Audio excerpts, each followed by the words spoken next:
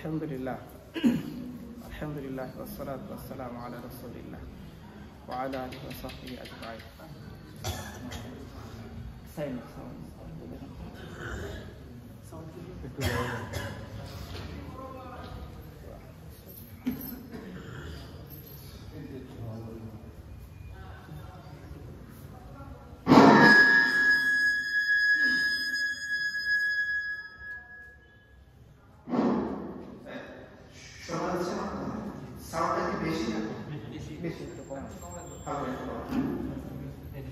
এবার ঠিক আছে, আর কম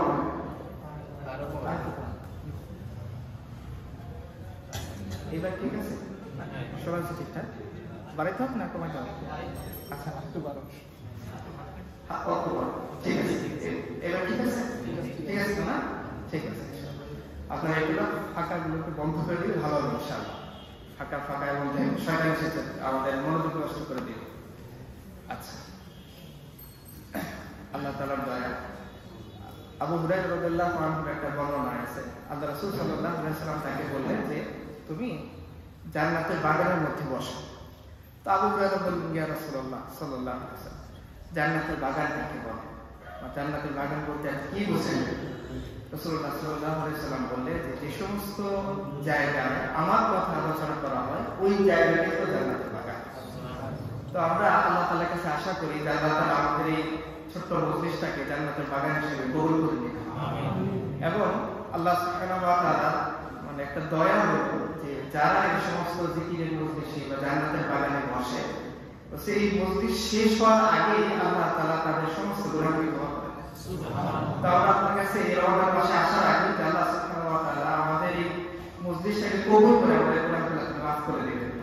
আর আপনারা জানেন যে রাসূলুল্লাহ সাল্লাল্লাহু আলাইহি ওয়াসাল্লাম হাদিসের মধ্যে বলেছেন যে ব্যক্তি রমাদান মাস পাইল কিন্তু তার নিজের গুনাহ, নিজের পাপ, নিজের খারাপিগুলো আল্লাহর কাছ থেকে মাফ করে নিতে পারলো না, সে ধ্বংস হয়ে গেল। তো দেখেন যে আমাদের হিসাবের মাস আজকে কত রমজান চলতেছে ভাই? 10 রমজান। চিন্তা করতে পারছেন না কত দ্রুত সময়টা চলে যাচ্ছে না? এই 12 তারিখ আমরা রোজা শুরু করলাম, এখন 10 রমজান চলে গেছে। তার মানে 1/3 সময় আমাদের পার হয়ে গেছে, আর আমাদের 3 ভাগের 2 ভাগ সময় আমাদের হাতে আছে। তো এই অল্প সময়ের মধ্যে আমরা কে কে নিজের গুনাহ মাফ করে দিতে পারছি কি পারি না, নিজের একটু হিসাব দিয়ে ভালো হবে। কারণ হয়তো রমাদানের পরেও যদি আমি আমার গুনাহ নিয়েই আল্লাহর সামনে দাঁড়ায় থাকি, তাহলে রাসূলুল্লাহ সাল্লাল্লাহু আলাইহি ওয়াসাল্লাম বলেছেন যে আমার চেয়ে ধ্বংসপ্রাপ্ত বান্দা আর কেউ।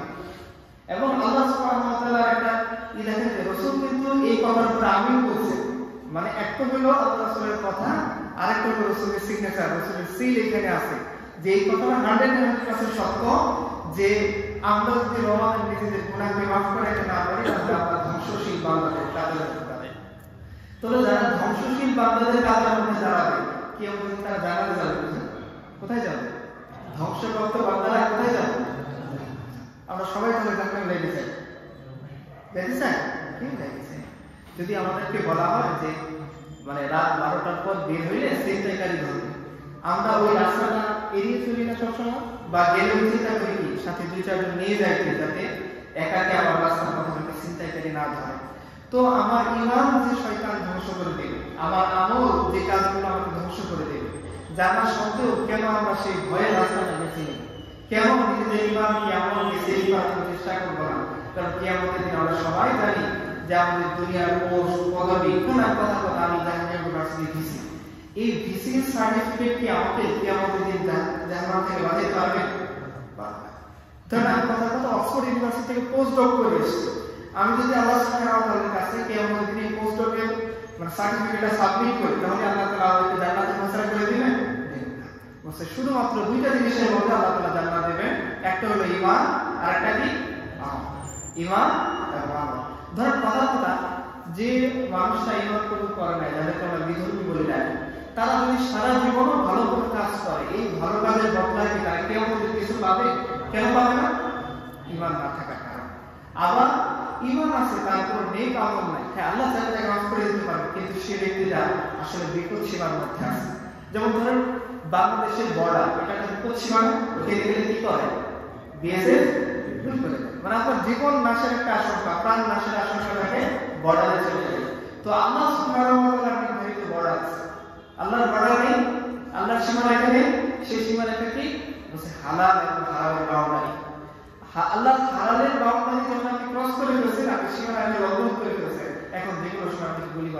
শেষ। শয়তান আমাকে আপনাকে গুলি করে আমাদের ঈমানকে, আমাদের আমলকে, আমাদের সমস্ত কিছুকে নিঃশেষ করে দিবে। তো আমরা যাইতে যাইতে যাইতে যাইতে আজকে বর্ডার তো দূরের কথা, বর্ডার ক্রস করে অনেক দূরে চলে গেছে। ইসলাম থেকে, ঈমান থেকে, সুন্নাহ থেকে, সিরাত থেকে, কোরআন থেকে দূরে সরে গেছে। এই ধরনের উপস্থিত মানুষদের মধ্যে যদি আমরা জিজ্ঞাসা করি যে ভাই আমরা জীবনে সম্পূর্ণ কোরআন অন্তত একবার মানে তর্জমা সহ বা কারো কাছ থেকে বুঝে বুঝে পড়ছি, এখানে কতজন মানুষ হবে? আলহামদুলিল্লাহ একজন পাওয়া গেছে। দেখেন হাত উঠান দরকার, দেখা যাচ্ছে আমরা মেজরিটি পার্সেন্ট মানুষ পাবো যারা একবার হয়তো পড়িনি কোরআন, আমাদের মৌখিকভাবে তিলাওয়াত করা হচ্ছে। আলহামদুলিল্লাহ কোরআনের অনেক মজা আছে। আল্লাহ সুবহানাহু ওয়া তাআলা তিলাওয়াতের বিনিময়ে প্রত্যেক শব্দেই বসাতে নেকি আমাদের দান করেন। আচ্ছা এই নেকি কেন দেওয়া হবে আপনাদের কি মনে হয়? মানে নেকি কেন দেওয়া হবে? ধরুন কথা কথা একটা টিচার বলতেছে তুমি যদি পরীক্ষা অ্যাটেন্ড করো তোমাকে আমি 10 নাম্বার এমনি দিয়ে দিই। এই যে 10 নাম্বার এমনি তিনি দিচ্ছেন, এটা কি পরীক্ষায় অ্যাটেন্ড করার প্রতি আগ্রহী করে তোলার জন্য না অনাগ্রহী করার জন্য? আগ্রহী করে তোলার জন্য। দেখা যাচ্ছে আমি অ্যাটেন্ডেন্স মার্ক কম পাইছি, আমার ল্যাব ট্যাব অনেক কিছু ঠিকঠাক হয় না, প্র্যাকটিক্যাল খাতা দিচ্ছে ওইটা ঠিকভাবে করি নাই, থিসিসও ঠিকভাবে করি নাই, স্যার বলছে তুমি ঠিক আছে তোমার আপনাদের রিটেন কততে হয় 70, বুঝছো তোমাকে 70-এর মধ্যে আমি 10 এমনি দিয়ে দিব। এই যে 10 যে তিনি এমনি দেওয়ার ওয়াদা করলেন, এটা কি ওই ছাত্রকে পরীক্ষা অ্যাটেন্ড করার জন্য নাকি না বলছে তুমি অ্যাটেন্ড করো না এটার জন্য? আগ্রহী করে তোলার জন্য না অনাগ্রহী করার জন্য? আগ্রহী করার জন্য। তো আল্লাহ তাআলা যে প্রত্যেকটা হরফের বিনিময়ে শুধু পড়লেই নেকি দিচ্ছে, এটা কি কোরআনের প্রতি আমাদের আগ্রহী করার জন্য না অনাগ্রহী করার জন্য? আর আমরা ওই অতি শেষ যে 10 নাম্বার আমাকে গ্রেস দেওয়া হবে, আমি ঠিক আছে স্যার তাহলে 10 দিয়ে দেন, ও চলে গেছে। মানে 10 দিনে পাস করতে পারবেন আপনি? পারবেন না, কেউই পারবে না। তো আমরা আল্লাহ সুবহানাহু ওয়া তাআলা আমাদেরকে 10 মার্ক এমনিই দিলেন বান্দাকে কোরআনের দিকে আগ্রহী করার জন্য, আর বান্দা ওইটুকু পরে তোমাকে কোরআন দিকে চলে গেছে। সে জানেও না কোরআনের মধ্যে কি বলা আছে। আপনার বন্ধু, আপনার ফ্রেন্ড বা কথা অক্সফোর্ড থেকে আপনার নামে একটা লেটার আসে। আচ্ছা আপনি জাহাঙ্গীর ইউনিভার্সিটি একজন স্টুডেন্ট, ধরুন রানিং একজন স্টুডেন্ট, তিনি যদি অক্সফোর্ড ইউনিভার্সিটি একটা লেটার পান, আপনি খুব বেশি আগ্রহী হবেন না? ধরুন কথার কথা ওই লেটারের ভাষাটা ছিল ল্যাটিন আপনারা তো কে জানার কথা না, তো আপনারা চেষ্টা করবেন না যে ল্যাটিন ভাষা কে জানে তার কাছে গিয়ে যে ভাই অক্সফোর্ড থেকে আমাকে কি বলা হয়েছে, গালি দিল, এক্সপেক্ট করলো, নাকি আমাকে প্রমোশন দিল, না পিএইচডির জন্য আগে আমন্ত্রণ জানানো রাখলো, ভাই তুমি একটু করে দাও, আমরা যাবো না? ল্যাটিন যে জানে তার কাছে যাবো না?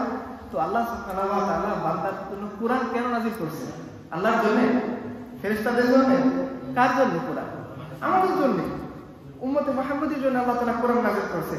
কিন্তু সবচেয়ে যে কিতাবটার সাথে আমাদের সম্পর্ক দুর্বল সেটার নাম কি? কোরআন। এজন্য ইকবাল একটা কবিতার মধ্যে আশিস করে বলছিলেন যে ও জামানে মুআজ্জাজ কে মুসলমান পড়তা আর তুম খার হয়ে তালকে কোরআন পড়তা। যে আমাদের সাহাবায়ে কেরাম তাদের সময়ের মধ্যে মানে তারা যে এত বেশি মানে সম্মানশালী, আল্লাহ সুবহানাহু ওয়া তাআলার কাছে এত বেশি দামি, পৃথিবীর বাসীর মধ্যে এত বেশি বিস্ময়কর একদম মানুষ ছিলেন, কিসের কারণে? শুধুমাত্র কোরআনের সাথে সম্পর্কের কারণে।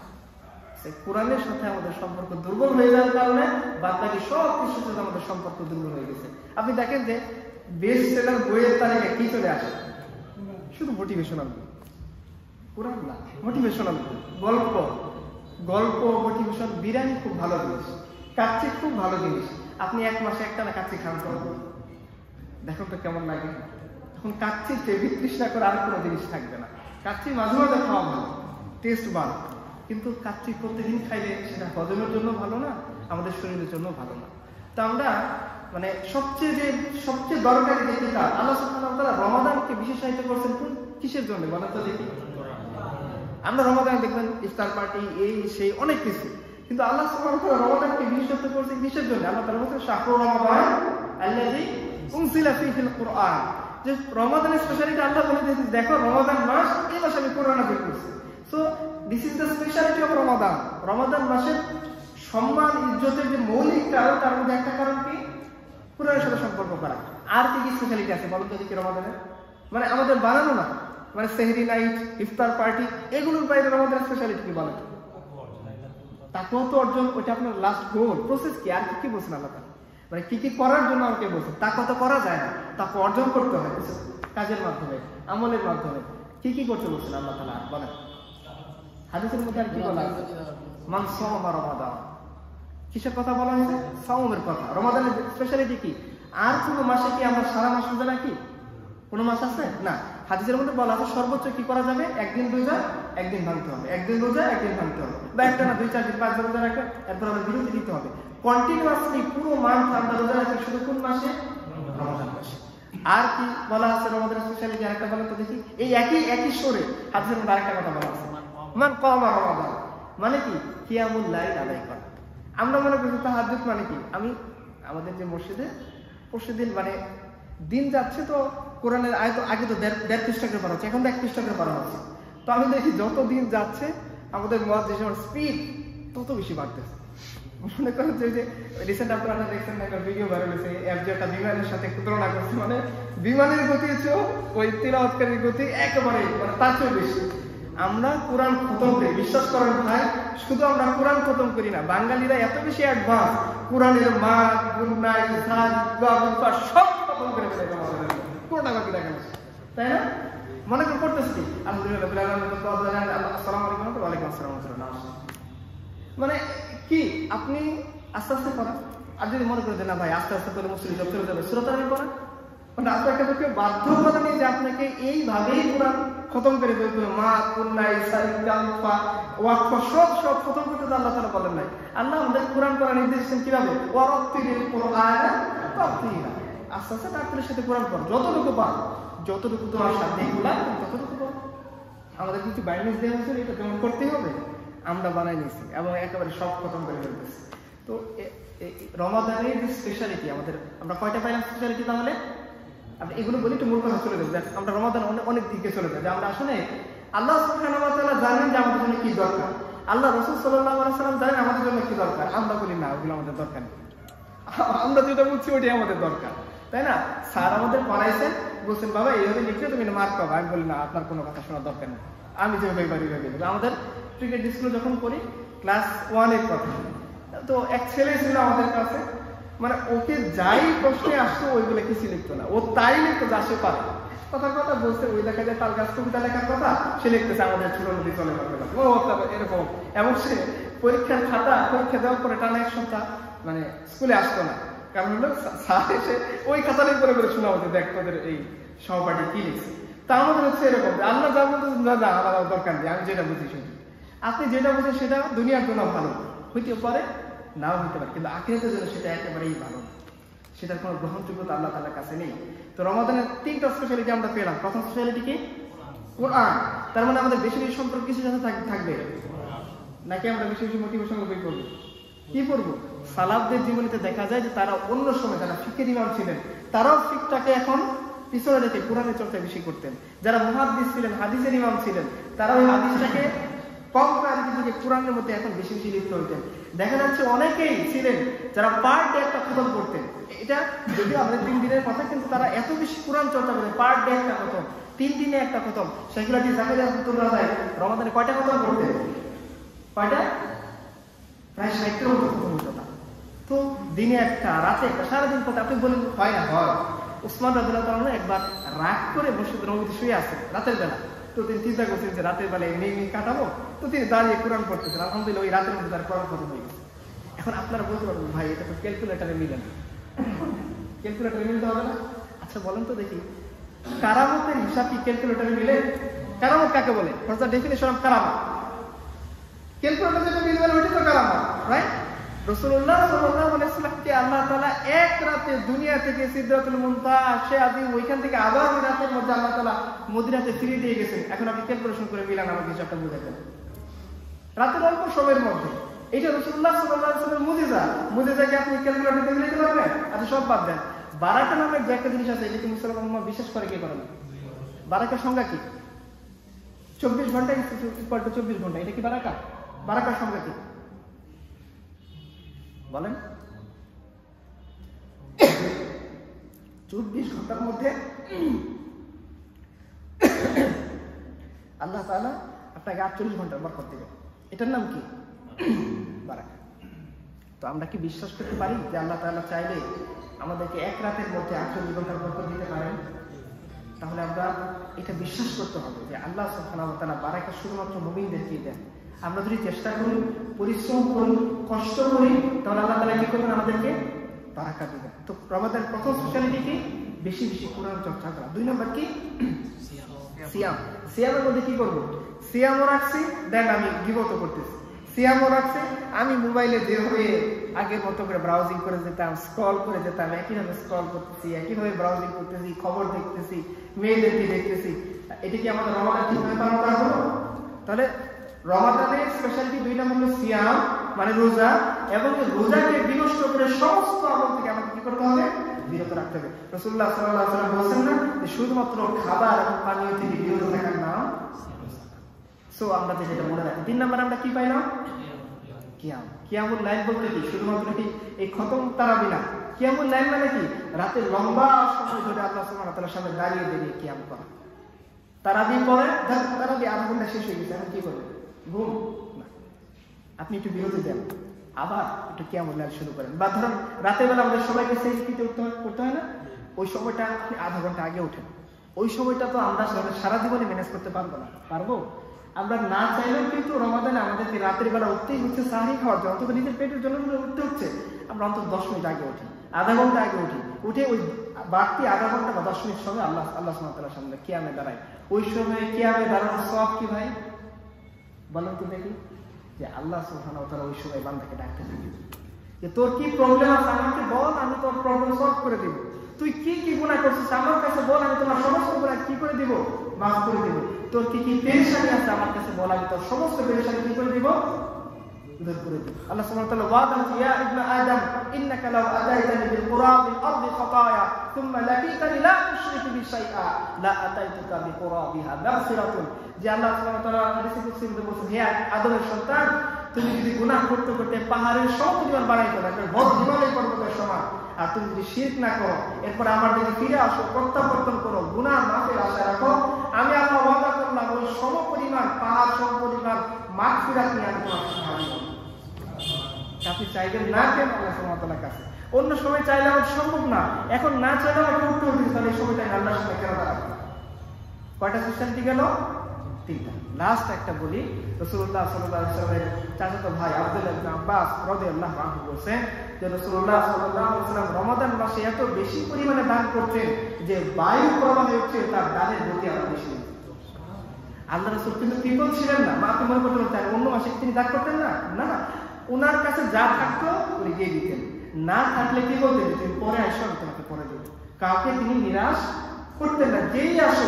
ইভেন আল্লাহ সাল্লাল্লাহু আলাইহি ওয়াসাল্লাম হাদিসের মধ্যে বলছেন, ধরো লাখের উপরে চলে, মানে আমাদের দুনিয়া এখনকার উদাহরণ দিলে মার্সেডিস বা BMW তে চলে এসে কেউ যদি তোমার কাছে কিছু চায় তুমি তাকে দিয়ে দাও, তোমার সাথে যা করায় তুমি দিয়ে দাও। ও তার অহংকারের কারণে নিচ্ছে না কি কারণে নিচ্ছে সেটা সে আল্লাহর সাথে বুঝবে। তুমি দান করছো, তোমাকে আল্লাহ তাআলা কি করবেন? সব দিবে। আপনি দিতে পারলে দেন, না দিতে পারলে কারোর সাথে খারাপ ব্যবহার, হ্যাঁ আপনি বোঝান যে আপনার শক্তি সামর্থ্য আছে, ভাই তুমি ভিক্ষা কেন করতেছো? তুমি তো চাইলে নিজের শক্তি দিয়ে এখন ডিম বিক্রি করলেও মাসে ডেইলি 2-3 হাজার টাকা ইনকাম করা সম্ভব, তুমি ভিক্ষা করবো কেন? কিন্তু আপনি তাকে ধমক দিয়েন না। কোনো প্রার্থীকে যে চায় তাকে ধমক দেওয়া ইসলামে নিষেধ করা আছে। তাহলে 4টা জিনিস পাইলাম, বলেন তো একবার। প্রথম জিনিস কি? কোরআনের সাথে সম্পর্ক করা। অন্য মাসে আমরা যা করছি এই মাসে আমরা কোরআনটা আরো বেশি বেশি করবো, বিশেষ করে কোরআনটা বোঝার চেষ্টা করবো। এই মুসলমানের জীবনের কি দাম আছে যে মুসলমানকে আল্লাহ তাআলা কোরআন দিয়েছেন গাইডলাইন হিসেবে, সে এটা পড়ে না, বোঝার চেষ্টা করে না, এটা বোঝার জন্য আলেমদের কাছে যায় না, এটা বোঝার জন্য তাফসীরও পড়ে না, এটাকে শুধু চুমা খায়, লাল গোলাপ করে ছাদের উপরে রেখে দেয় আর ভক্তি শ্রদ্ধা করে। তাহলে মুসলমানকে আল্লাহ তাআলা গাইডলাইন পাঠানোর কি লাভ হইল?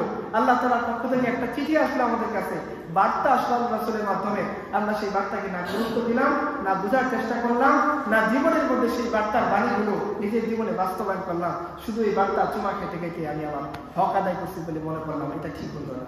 2 নাম্বার আমাদের বলা হলো সমস্ত যত সাওমগুলোর ধ্বংসকারী যত উপাদান আছে সবকিছু থেকে বেঁচে থাকা। 3 নাম্বারে কি? বেশি বেশি কিয়াম করার চেষ্টা করা। অন্য সময় না পারলে ওই বছর সম্ভব তাহাজ্জুদের সময় উঠে 2-4 রাকাত নামাজ পড়ে আল্লাহর কাছে কান্নাকাটি করা। কারণ হাদিসের মধ্যে বলা আছে, যদি আমি রমাদানকে কাজে লাগিয়ে আমার গুনাহকে মাফ না করতে পারি তাহলে আমি কি হয়ে যাব? ধ্বংস হয়ে যাব। 3 নাম্বার কি? দান সদকা করা। এটা এখানে একটা বিষয় আমি ক্লিয়ার করি। দেখেন ভাই, দান সদকার পয়েন্টে যদি আপনি আসেন, আমরা যদি একটু চিন্তা করি যে ভাই আবু বকর রাদিয়াল্লাহু তাআলা উম্মার মধ্যে সবচেয়ে বেশি দানশীল ব্যক্তি ছিলেন, রাইট? আচ্ছা, আবু বকর যে দান করছেন তার অ্যামাউন্ট যদি আপনি কোয়ান্টিটি হিসাব করেন, সেটা কি উসমানের চেয়ে বেশি ছিল কোয়ান্টিটি? বেশি ছিল? আব্দুর রহমান ইবনে আওফের চেয়ে বেশি ছিল? তাও তাবুকের যুদ্ধের সময় আমরা তখন খরা চলতেছে মদিনার মধ্যে এবং দুর্ভিক্ষ দেখা গেছে, মানে খাবারের এত বেশি স্বল্পতা। এই মুহূর্তে আবার খেজুর পাকার সময় চলে আসছে। দুর্ভিক্ষ, খাবারের স্বল্পতা, প্রচন্ড গরম, আবার কি ফসল কাটা, আমাদের দেশের প্রেক্ষাপটে বলতে পারি ধান কাটার সময় চলে আসছে। ওই সময় খেজুর পাকার সময় চলে আসছে মদিনাতে। এই মুহূর্তে আল্লাহ সাল্লাল্লাহু আলাইহি ওয়াসাল্লাম বলেন, তোমরা যা আছে সবচেয়ে বেশি পরিমাণে দান করো, কারণ যুদ্ধের এতগুলো দর্শক প্রায় 3000 বাহিনী যাবে রোমানদের বিরুদ্ধে যুদ্ধ করতে, পর্যাপ্ত পরিমাণের সৈন্য, ঘোড়া, উটের দরকার। হেঁটে হেঁটে অনেকেই গেছে, কিন্তু সবাই তো হেঁটে যেতে পারবেন না। 3 জন করে সওয়ার হয়েছে একটা উটের উপরে, এরকম বর্ণনা আছে। 2 জন করে ঘোড়ার উপরে সওয়ার হয়েছে, এরকম বর্ণনা আছে। তো 900, প্রায় 950 উট দরকার, ওই সময় 950 উট। তো রাসূলুল্লাহ সাল্লাল্লাহু আলাইহি ওয়াসাল্লাম সবাইকে দান করার জন্য বললেন। তো ওমর চিন্তা করছেন যে আমি আবু বকরকে কোনো সময় পিছনে ফেলতে পারি নাই, এইবার পিছনে ফেলবো, কারণ আমি জানি তার ঘরে তেমন বেশি পরিমাণে সম্পদ নেই, কারণ দুর্ভিক্ষ দেখা যাচ্ছে মদিনার বিভিন্ন জায়গার মধ্যে। তো আবু বকরকে তিনি প্রতিযোগিতায় হারানোর জন্য তার সম্পত্তি অর্ধেক ভাগ করে বাকি অর্ধেক ওমর এনে আল্লাহর সামনে হাজির করি, ইয়া রাসূলুল্লাহ আমার সম্পত্তির অর্ধেক আপনার সামনে দিলাম। তো এরপর উসমান তিনি তার সম্পত্তি 3 ভাগের 1 ভাগ আল্লাহর সামনে হাজির করলেন। আল্লাহ সাল্লাল্লাহু আলাইহি ওয়াসাল্লাম তুমি আরো দাও, উসমান আরো দিলেন। আল্লাহ সাল্লাল্লাহু তুমি আরো দাও, তিনি আরো দিলেন। তিনি 900, 950 উট, 950 উটের মধ্যে 950 মানুষের খাবার দাবার, 950 মানুষের রাহা খরচ, ফিরে আসার জন্য যা কিছু দরকার সবকিছু বন্দোবস্ত করে দিলেন। রাসূলুল্লাহ সাল্লাল্লাহু আলাইহি ওয়াসাল্লাম খুশি হয়ে উসমানের জন্য দোয়া করে বললেন যে আজকের পর থেকে উসমান যাই করুক তার কোনো ক্ষতি হবে না। এত খুশি হয়েছেন আল্লাহ সাল্লাল্লাহু আলাইহি ওয়াসাল্লাম। তাহলে অ্যামাউন্টের দিক থেকে উসমান সবচেয়ে বেশি না তখন? কিন্তু আপনি দেখেন আবু বকর নিয়ে আসছেন তার ঘরে যা ছিল সবকিছু। অ্যামাউন্টের দিক থেকে দেখেন আবু বকরের পার্সেন্ট কি হবে, কি কোয়ান্টিটির দিক থেকে আবু বকরের কোয়ান্টিটি খুবই কম হবে, কিন্তু কোয়ালিটির দিকে যদি আসেন, পার্সেন্টেজের দিকে যদি আসেন, আবু বকর 100% সম্পদ দান করছেন, ওমর দান করছেন 50%, আর ওসমান দান করছেন 33.99%। পার্সেন্টেজ হিসেবে কি আগে থাকবেন? এই জন্য আল্লাহ সাল্লাল্লাহু আলাইহি ওয়াসাল্লাম মৃত্যুর আগে, রাসূল সাল্লাল্লাহু আলাইহি ওয়াসাল্লাম মৃত্যুর আগে কয়টা লাশ শেষ আখিরি বয়ান করছেন না আমাদের জন্য? আমাদের ইসলামে আখিরি বয়ান, রাসূল আখিরি কয়েকটা বয়ান করছেন, তার মধ্যে একটা বয়ান ছিল এরকম যে আজকের পর থেকে সমস্ত দরজা বন্ধ থাকবে, সমস্ত জানালা বন্ধ করে দাও, শুধু আবু বকরের দরজাটা খুলে দাও, কারণ দুনিয়াতে সমস্ত মানুষের ইহসানের বদলা আমি দুনিয়াতে শোধ করে গেছি, শুধুমাত্র আবু বকরের ইহসানের বদলা আমি শোধ করতে পারি। আল্লাহ রাসূল কি বলতেছেন ভাই, আবু বকরের ইহসানের বদলা আমি শোধ করতে পারি। খাদিজা তার সমস্ত সম্পদ দিয়েছেন, উসমান তার সম্পদ এনে দিয়েছেন, আলী আরো সোনা চাঁদি এনে আল্লাহ রাসূলের পায়ের সামনে হাজির করেছেন। তারপরে শুধু আল্লাহ রাসূল তার বন্ধু আবু বকর এই সাহাবীর জন্য বলছেন এই সাহাবীর বদলা আমি দুনিয়াতে ইসলামের বদলা শোধ করতে পারিনি, আল্লাহ তাআলা। আর সমস্ত মানুষের দরজা বন্ধ করে দাও, শুধু আবু বকরের দরজাটা খুলে দাও। মুসলিম উম্মাহ যখন ওই মুহূর্তে নেতার প্রয়োজন করছে, আল্লাহ রাসূল আবু বকরকে বলছেন তুমি যাও মুসলিম উম্মাহর ইমামতি করো। সেটা কি শুধুমাত্র কোয়ান্টিটির কারণে না কোয়ালিটির কারণে, পার্সেন্টেজের কারণে? 100% সম্পদ আল্লাহ সামনে তিনি গিয়ে হাজির করছেন। আমি ছাত্র মানুষ, আমার কোনো টাকা নেই, 10 টাকা তো আছে। ধরেন কথা কথা আপনি কোন একটা কাজ করার জন্য 10 টাকা জমাইছেন, ওই 10 টাকা দান করে আল্লাহ রাসূলের, তাহলে আপনি ইসলামের হিসেবে 100% সম্পদ দান করে দিলেন। আচ্ছা, আল্লাহর কি লাখ লাখ টাকার দরকার আছে? আল্লাহ টাকাটা কি করবেন আমাকে বলেন? আল্লাহর দিন জিন্দা করার জন্য টাকার দরকার আছে? আল্লাহ তারা ফেরেশতা নাযিল করেন নাই? বদরের মধ্যে কত হাজার ফেরেশতা আছে বলেন তো দেখি? 5000 ফেরেশতা আছে। ওই ফেরেশতারা একটাও নাই নাকি ছুটি নিয়ে পাকিস্তান চলে গেছে? না, সবাই আছে। আমরা যদি চেষ্টা করি, আমাদের যা ছিল যে আমরা আমার ক্ষমতা ছিল 1 টাকা, আমি 1 টাকায় দিছি, অমুকের ক্ষমতা ছিল 10 টাকা, সে 10 টাকায় দিছে, আরেকজন 10 লাখ ছিল, সে 10 লাখই দিছে। আমরা পার্সেন্টেজের হিসেবে সবাই 100% স্যাক্রিফাইস আল্লাহর সামনে করছি। ইনশাআল্লাহ আল্লাহ সুবহানাহু ওয়া তাআলা আমাদের এই 100% স্যাক্রিফাইসের বিনিময়ে আমাদের মধ্যে, আমাদের সমাজের মধ্যে, আমাদের পরিবারের মধ্যে, আমাদের রাষ্ট্রের মধ্যে, আমাদের বিশ্বের মধ্যে ইসলামকে জিন্দা করে দিবেন। আল্লাহ শুধু দেখতে চান বান্দা কুরবানি তার জন্য কতটুকু করে। এই কুরবানি বদলে আল্লাহ তাআলা কি করে দেন? দিনকে জিন্দা করে দেন। দুনিয়ার হিসাব যদি আপনি হিসাব করেন, না বদরের ময়দানে সাহাবীদের জয়ী হওয়ার কথা, না তাবুকের ময়দানে জয়ী হওয়ার কথা, না হুনাইনে জয়ী হওয়ার কথা, না মক্কা বিজয়ের সময় জয়ী হওয়ার কথা, না কোনো যুদ্ধে সাহাবায়ে কেরামের জয়ী হওয়ার কথা, কিন্তু দুনিয়ার সমস্ত হিসাবকে ভুল প্রমাণ করে দিয়ে আল্লাহ তাআলা সাহাবায়ে কেরামকে বিজয় দান করেছেন। কিসের বদলতে? শুধু কুরবানির বদলতে। আমরা এখন সিরাতের দিকে চলে যাই। রাসূলুল্লাহ সাল্লাল্লাহু আলাইহি ওয়াসাল্লাম বদরের যুদ্ধে যখন অ্যানাউন্সমেন্ট করলেন যে আমাদেরকে যাইতে হবে, আবু সুফিয়ানের বাড়ির জন্য বাইরে আসছে, সাহাবায়ে কেরামের প্রস্তুতি ছিল না। মানে আগে থেকে কোনো আল্লাহ এলান করেন না 1 মাস আগে 2 মাস আগে। আমাদের তত দিকে ভাইরা গাছ করতে থাকেন 1 মাস আগে থেকে 2 মাস আগে থেকে, এরকম গাছ করার সুযোগ ছিল না। আল্লাহ ইমিডিয়েট নির্দেশ দিয়েছেন এখন তোমাকে কি করতে হবে, আবু সুফিয়ানের বাড়িতে কাফেলা আসছে ওইটাকে আমাদের আক্রমণ করার জন্য বের হয়ে পড়তে হবে। যা যা ছিল, কেউ খেজুরের ডাল, কেউ ঘোড়া, কেউ উট, কেউ গাধা। আপনারা জানেন যে বদরের যুদ্ধের মধ্যে কয়টা ঘোড়া ছিল সাহাবায়ে কেরামদের? উটটা কয়টা? 2টা ঘোড়া ছিল। আর উট যে ছিল রাসূলুল্লাহ সাল্লাল্লাহু আলাইহি ওয়াসাল্লাম উটকে ভাগ করেছেন সাহাবায়ে কেরামের মধ্যে যে 3 জন করে উটের উপরে সওয়ার হবে, 2 জন বসবে, একজন টেনে নিয়ে যাবে, কারণ উট না টানলে যাইতে পারে না, উট নিজে পথ দেখে দেখে যাইতে পারে না। তো 3 জন বসতো, 2 জন বসতো, একজন কি করতো, টেনে নিয়ে যাইতো। আলী, আল্লাহ রাসূল আর একজন সাহাবী, 3 জন ছিলেন একই উটের উপরে। তো প্রথমে আল্লাহ রাসূল এবং ওই সাহাবী বসেন, আলী টেনে নিয়ে গেছেন, এরপর আল্লাহ রাসূল এবং আলী ওই সাহাবী টেনে নিয়ে গেছেন, এরপরে কার কি আসছে, রাসূলুল্লাহ সাল্লাল্লাহু আলাইহি ওয়াসাল্লাম। ওই 2 জন সাহাবী বলেন, ইয়া রাসূলুল্লাহ, এটা কিভাবে হয় যে আপনি আমাদেরকে টেনে নিয়ে যাবেন? আমরা ওমরের গল্প শুনি না, আমরা রাসূলের গল্প শুনি। রাসূলুল্লাহ সাল্লাল্লাহু আলাইহি ওয়াসাল্লাম যখন পালা আসলো, তো সাহাবায়ে বলছে, ইয়া রাসূলুল্লাহ, আমাদের জুনিয়র সাহাবী, আর আপনি আমার উম্মতের নবী, আপনার সবচেয়ে প্রিয় বান্দা, আপনি উট টেনে নিয়ে যাবেন, আমরা বসে যাবো, এটা হবে না। আপনি আমাদেরকে দেন, আমরা 2 জন পালাক্রমে ডিউটি করে ফিরে আপনাকে ময়দান পর্যন্ত পৌঁছাই দেই। রাসূলুল্লাহ সাল্লাল্লাহু আলাইহি ওয়াসাল্লাম বললেন, আরে তোমাদের সওয়াবের দরকার, আমার তো দরকার নেই। আল্লাহ রাসূল যখন ইবাদত করতে করতে তার পা ফুলে যাচ্ছিল, আমাদের আম্মা জান আয়েশা জিজ্ঞাসা করতেন, ইয়া রাসূলুল্লাহ, আপনার তো আগে করে সমস্ত গুনাহ আল্লাহ মাফ করে দিয়েছেন, আপনি এত কষ্ট কেন করতেছেন? আমরা 5 মিনিট তাহাজ্জুদে দাঁড়াইতে পারি না, কিয়ামুল লাইলে যদি 10 মিনিট টানা তেলাওয়াত করি আমার শরীর হাত পা ভেঙে মুচকে যায়। আর আল্লাহ রাসূল এমন ভাবে দাঁড়ায় থাকতেন, তার পা মোবারক ফুলে গিয়ে মনে হতো ওইখান থেকে রক্ত নিঃসৃত হবে। তো এই দৃশ্য দেখে আমাদের মা উম্মুল মুমিনিন আয়েশা বলতেছেন, ইয়া রাসূলুল্লাহ, আপনি এত কষ্ট কেন করেন? আপনার আগে করে সমস্ত গুনাহকে আল্লাহ তাআলা মাফ করে দিয়েছেন। তো আল্লাহ রাসূল সাল্লাল্লাহু আলাইহি ওয়াসাল্লাম বলতেছেন, আরে আমি কি আল্লাহর সবচেয়ে বড় কৃতজ্ঞ? সে ইনশাআল্লাহ হবে না, যার গুনাহ আল্লাহ তাআলা ক্ষমা করে দিয়েছেন, সেই বান্দাকে কৃতজ্ঞতা স্বরূপ অন্যদের থেকে বেশি সিজদা দিবেন না। এটা ছিল রাসূল সাল্লাল্লাহু আলাইহি ওয়াসাল্লামের ই। আর আমরা মনে করি যে 5 ওয়াক্ত নামাজ, একবার রোজা, একটু গাছ, একটু দাওয়াতি মেহনত, একটু দাড়ি টুপি রাখলে মনে করি যে বাস কনফার্ম জান্নাত, আমরা আর কিছু দরকার। আল্লাহ রাসূল বলতেছেন যে তোমাদের সওয়াবের দরকার, আমার কাছে সওয়াবের দরকার নেই। তো আল্লাহ রাসূল নিজে আলীর মতো জুনিয়র সাহাবী, ওনার চাচাতো ভাই আরেকজন সাহাবী, ওনারা বসেছিলেন উটের মধ্যে। আর দুনিয়ার সবচেয়ে শ্রেষ্ঠ মানুষ, শ্রেষ্ঠ নবী, 2 জাহানের সর্দার রাসূলুল্লাহ সাল্লাল্লাহু আলাইহি ওয়াসাল্লাম, উনি উটের রশি টেনে নিয়ে যাইতে লাগলেন বদরের ময়দানে। সে মানুষ আজকে মানে ইনসাফ চায়, ন্যায় বিচার চায়, মানুষ চায় যাতে প্রত্যেকে তার অধিকার ফিরে পায়। এত সুন্দর এক্সাম্পল আপনি আর কোথায় পাবেন? যে আমরা রাষ্ট্রপ্রধান বলতেছি, আল্লাহর সাথে রাষ্ট্রপ্রধান শব্দটা যায় না, তারপরে বোঝানোর জন্য যদি বলি যে মদিনার চিফ এক্সিকিউটিভ তিনি উটের রশি টেনে নিয়ে যাচ্ছেন, আর মদিনার একজন সাধারণ নাগরিক সে উটের উপরে বসে আছে। আপনারা সুন্দর ইনসাফপূর্ণ দৃশ্যের বয়ান করেন। বামপন্থীরা আমাদেরকে কার্ল মার্কসের কথা বলে, অমুকরা ক্যাপিটালিস্টরা পুঁজিবাদের কথা বলে, নানাজন নানান কথা বলে। সমস্ত ভাইদেরকে আমি খোলা মনে বলতেছি, আপনারা কার্ল মার্কসের সিরাত নিয়ে আসেন, আমরা আল্লাহ রাসূলের সিরাত নিয়ে আসি, দেখি কার সিরাত কার সাথে মোকাবেলা করতে পারে। আপনাদের যদি বই পাবলিশ করে টাকা না দেয়, আপনাদের হাইটা শুরু হয়ে যায়, রয়্যালিটি না পেলে আপনারা চিৎকার চেঁচামেচি শুরু করেন, আপনারা একটা অনুষ্ঠানে বরাদ্দ না পেলে আপনারা অনুষ্ঠান করতে চান না। আর রাসূলুল্লাহ সাল্লাল্লাহু আলাইহি ওয়াসাল্লাম তার সাহাবায়ে কেরাম সমস্ত দুনিয়া রক্ত চক্ষু উপেক্ষা করে, কারো অনুদান, কারো ডোনেশন বেঁচে রেখে নিজের রক্ত, নিজের ঘাম, নিজের পরিশ্রম, নিজের মেধা, নিজের জীবন দিয়ে এই আইডিওলজির জন্য কাজ করে গেছেন। আসেন দেখি আপনারা আপনাদের আইডিওলজি নিয়ে আসেন, আমরা আমাদের আইডিওলজি নিয়ে আসি। আপনি একটা জায়গায় আপনাদের আইডিওলজি অ্যাপ্লাই করেন, আমরা একটা এলাকার মধ্যে আমাদের আইডিওলজি অ্যাপ্লাই করি, দেখি কে আপনাদেরকে বেশি ইনসাফ দিতে পারে।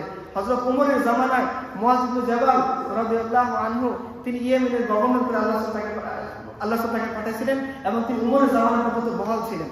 তো ওমরের জামানার মধ্যে তিনি যাকাত আদায় করে তিনি সেন্ট্রাল গভর্নমেন্টের কাছে পাঠাইলেন। তো যাকাতের একটা নিয়ম হচ্ছে, আপনারা জানেন যে যে এলাকা থেকে যাকাত কালেক্ট করা হয়, যাকাতের টাকা ওই এলাকাতে বিতরণ করতে হয়। হ্যাঁ, তো মুআয ইবনে জাবাল যাকাত কালেক্ট করছে কোথা থেকে? ইয়েমেন থেকে। তাহলে নিয়ম হলো যাকাতটা কোথায় বন্টন করতে হবে? ইয়েমেনে বন্টন করতে হবে। তো কেন তিনি মদিনাতে পাঠাইলেন ইয়েমেনকে না দিয়ে? এই জন্য ওমর তাকে শোকজ করছেন যে তুমি কেন তোমার টাকা, তোমার যাকাতের অর্থগুলো ইয়েমেনে বন্টন না করে মদিনাতে কেন পাঠাইছো? বলতেছে আমিরুল মুমিনিন, আমি এই কথা মনে করি না যে ইয়েমেনকে বঞ্চিত করে আমি টাকাটা মদিনাতে আপনার কাছে পাঠাইছি। বলছে আমিরুল মুমিনিন, ইয়েমেনের মধ্যে একটা মানুষও পায়নি যাকাত দেওয়ার মতো। আজকে বিশ্ব কি চায়? দারিদ্র্যমুক্ত পৃথিবী, তাই না? আপনারা যারা জানেন বিশ্ব কি চায়? দারিদ্র্যমুক্ত পৃথিবী। তাহলে দারিদ্র্যমুক্ত পৃথিবী কি ইসলাম দেখিয়ে যায়নি? খুলাফায়ে রাশিদা দেখিয়ে যায়নি? আল্লাহ রাসূল দেখিয়ে যান নাই? আব্দুল উমরের জামানায় কি হয়েছে? বাগদাদে, ইয়েমেনে মোড়ে মোড়ে ঢোল পিটানো হয়েছে যে এই জাকাত কে নিবা, আসো, জাকাতের টাকা এখানে, জাকাতের টাকা এখানে। একটা মানুষ খুঁজে পাওয়া যায় না। দেখা যাচ্ছে লোকজন 5 দিন 7 দিন ধরে রাস্তায় রাস্তায় ঘুরতেছে যে ভাই কে আছে জাকাত নিয়ে আমার এই টাকাগুলো উদ্ধার করবা, একটা লোককে খুঁজে পাওয়া যাচ্ছে না। তাহলে পৃথিবী যে দারিদ্র্যমুক্ত পৃথিবীর স্বপ্ন দেখে, সেই দারিদ্র্যমুক্ত পৃথিবীর সংজ্ঞাকে ইসলাম দিয়ে যায়নি। শুধু সংজ্ঞা না, প্র্যাকটিক্যাল এক্সাম্পল দিয়ে গেছে, যাতে মানুষ এই কথা মনে না করে ইসলাম শুধু থিওরিটিক্যাল জ্ঞানই দিয়ে গেছে, তার বাস্তব কোনো এক্সাম্পল আমাদের সামনে নাই। বাস্তব এক্সাম্পল আল্লাহ দিয়ে যায়নি। পৃথিবী কি চায়? পৃথিবী চায় যে সমস্ত অন্যায়, দুর্নীতি, সমস্ত ক্রাইম মুক্ত একটা পৃথিবী, একটা ক্রাইম মুক্ত অঞ্চল। আপনাকে আমি বলতেছি, বলেন যে মদিনাতে আল্লাহ রাসূল যতদিন ছিলেন, খুলাফায়ে রাশিদা যতদিন ছিলেন, বলেন মদিনাতে কয়টা অপরাধ হয়েছে?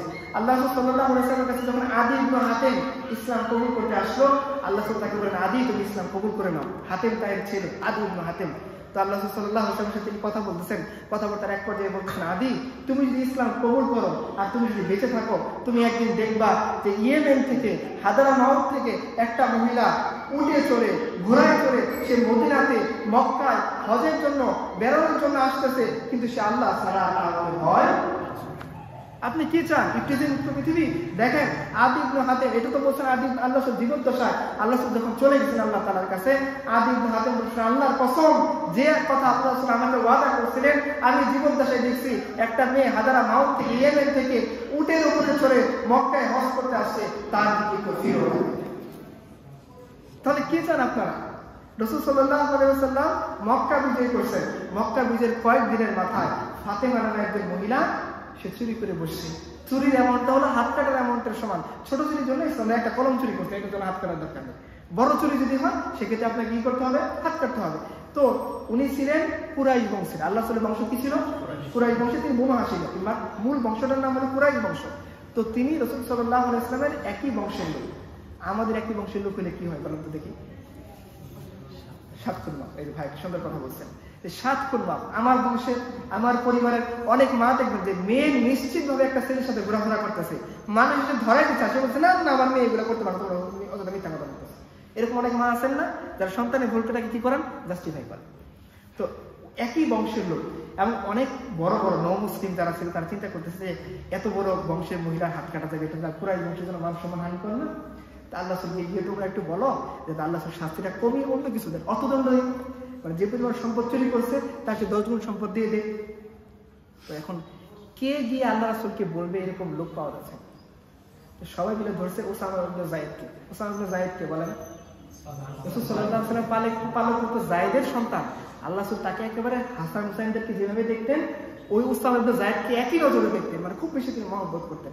এবং তিনি অনেক আল্লাহ রাসূলের আদরের সাহাবী ছিলেন। তো সবাইকে তো বলছে যে তুমি যেহেতু আল্লাহ তাআলা খুব কাছের মানুষ, এবং যারা ছোট মানুষ একটা ভুল করলে মাফ করে দিই না, তো তুমি ছোট আর বড়রা গিয়ে বললে তো আল্লাহ ধরে ফেলবেন, তুমি ছোট মানুষ গিয়ে বলো, তবে আল্লাহ ভুলে তোমাকে আল্লাহ মাফ করে দেন। কেউ সাহস পাচ্ছে না, কারণ জানি এই কথা আল্লাহ সামনে উপস্থাপন করলে আল্লাহ সেটা অপছন্দ করবেন।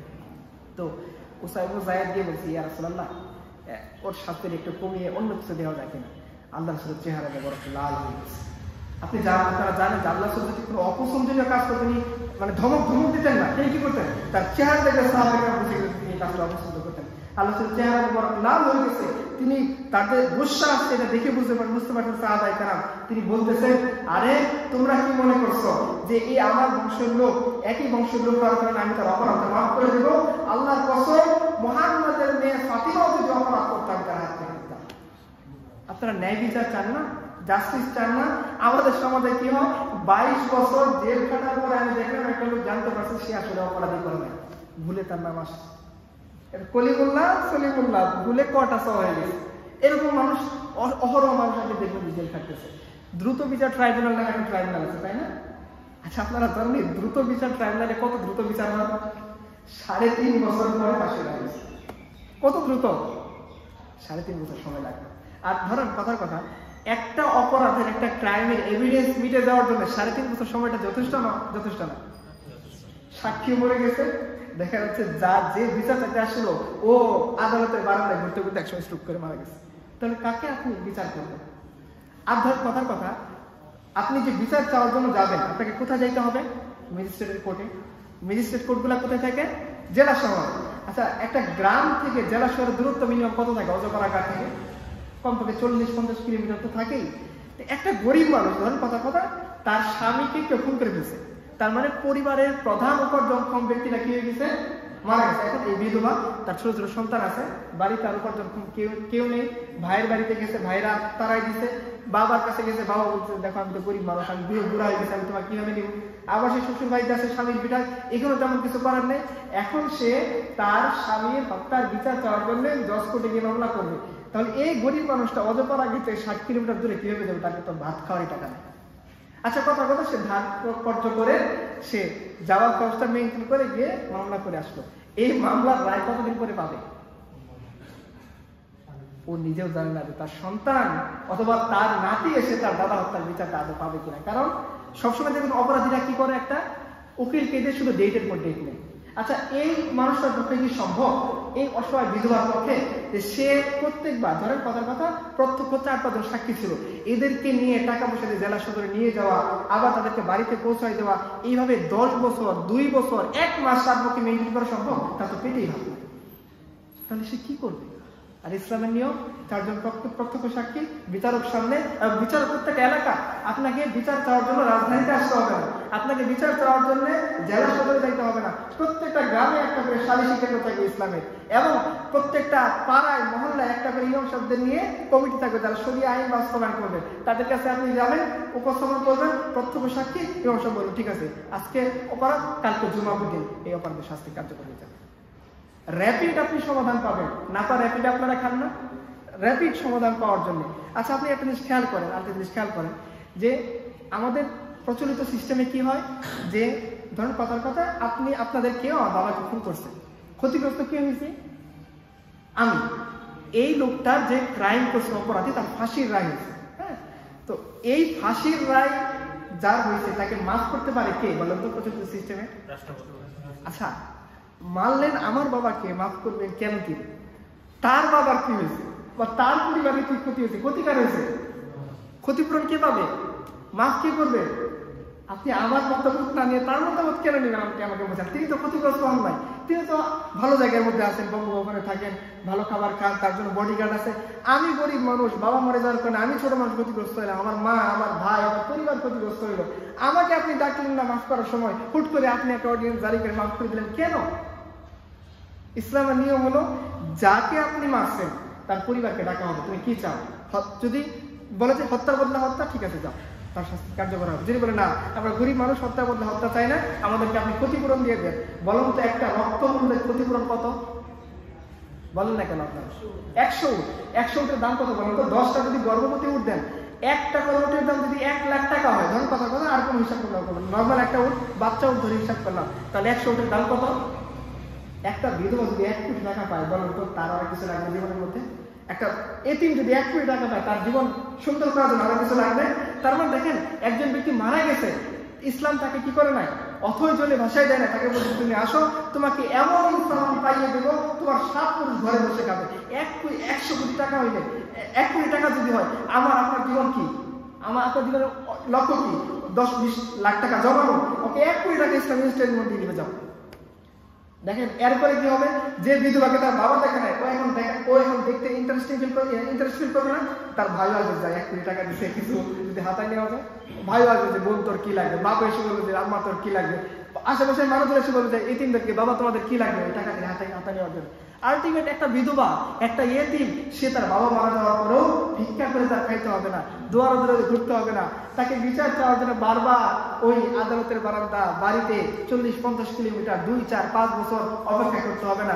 ইনস্ট্যান্ট সে র্যাপিড সমাধান পাবে। হয় যদি সে চায় যে না, যেভাবে হত্যা করেছে ওইভাবে হত্যা করে দাও, না হলে টাকা দিয়ে আমাকে স্বাবলম্বী করে দাও। আর যদি সে মহানুভব হয় যে আমার কোনো কিছু দরকার নেই, সে মাফ চাইলে মাফ করে দেবে।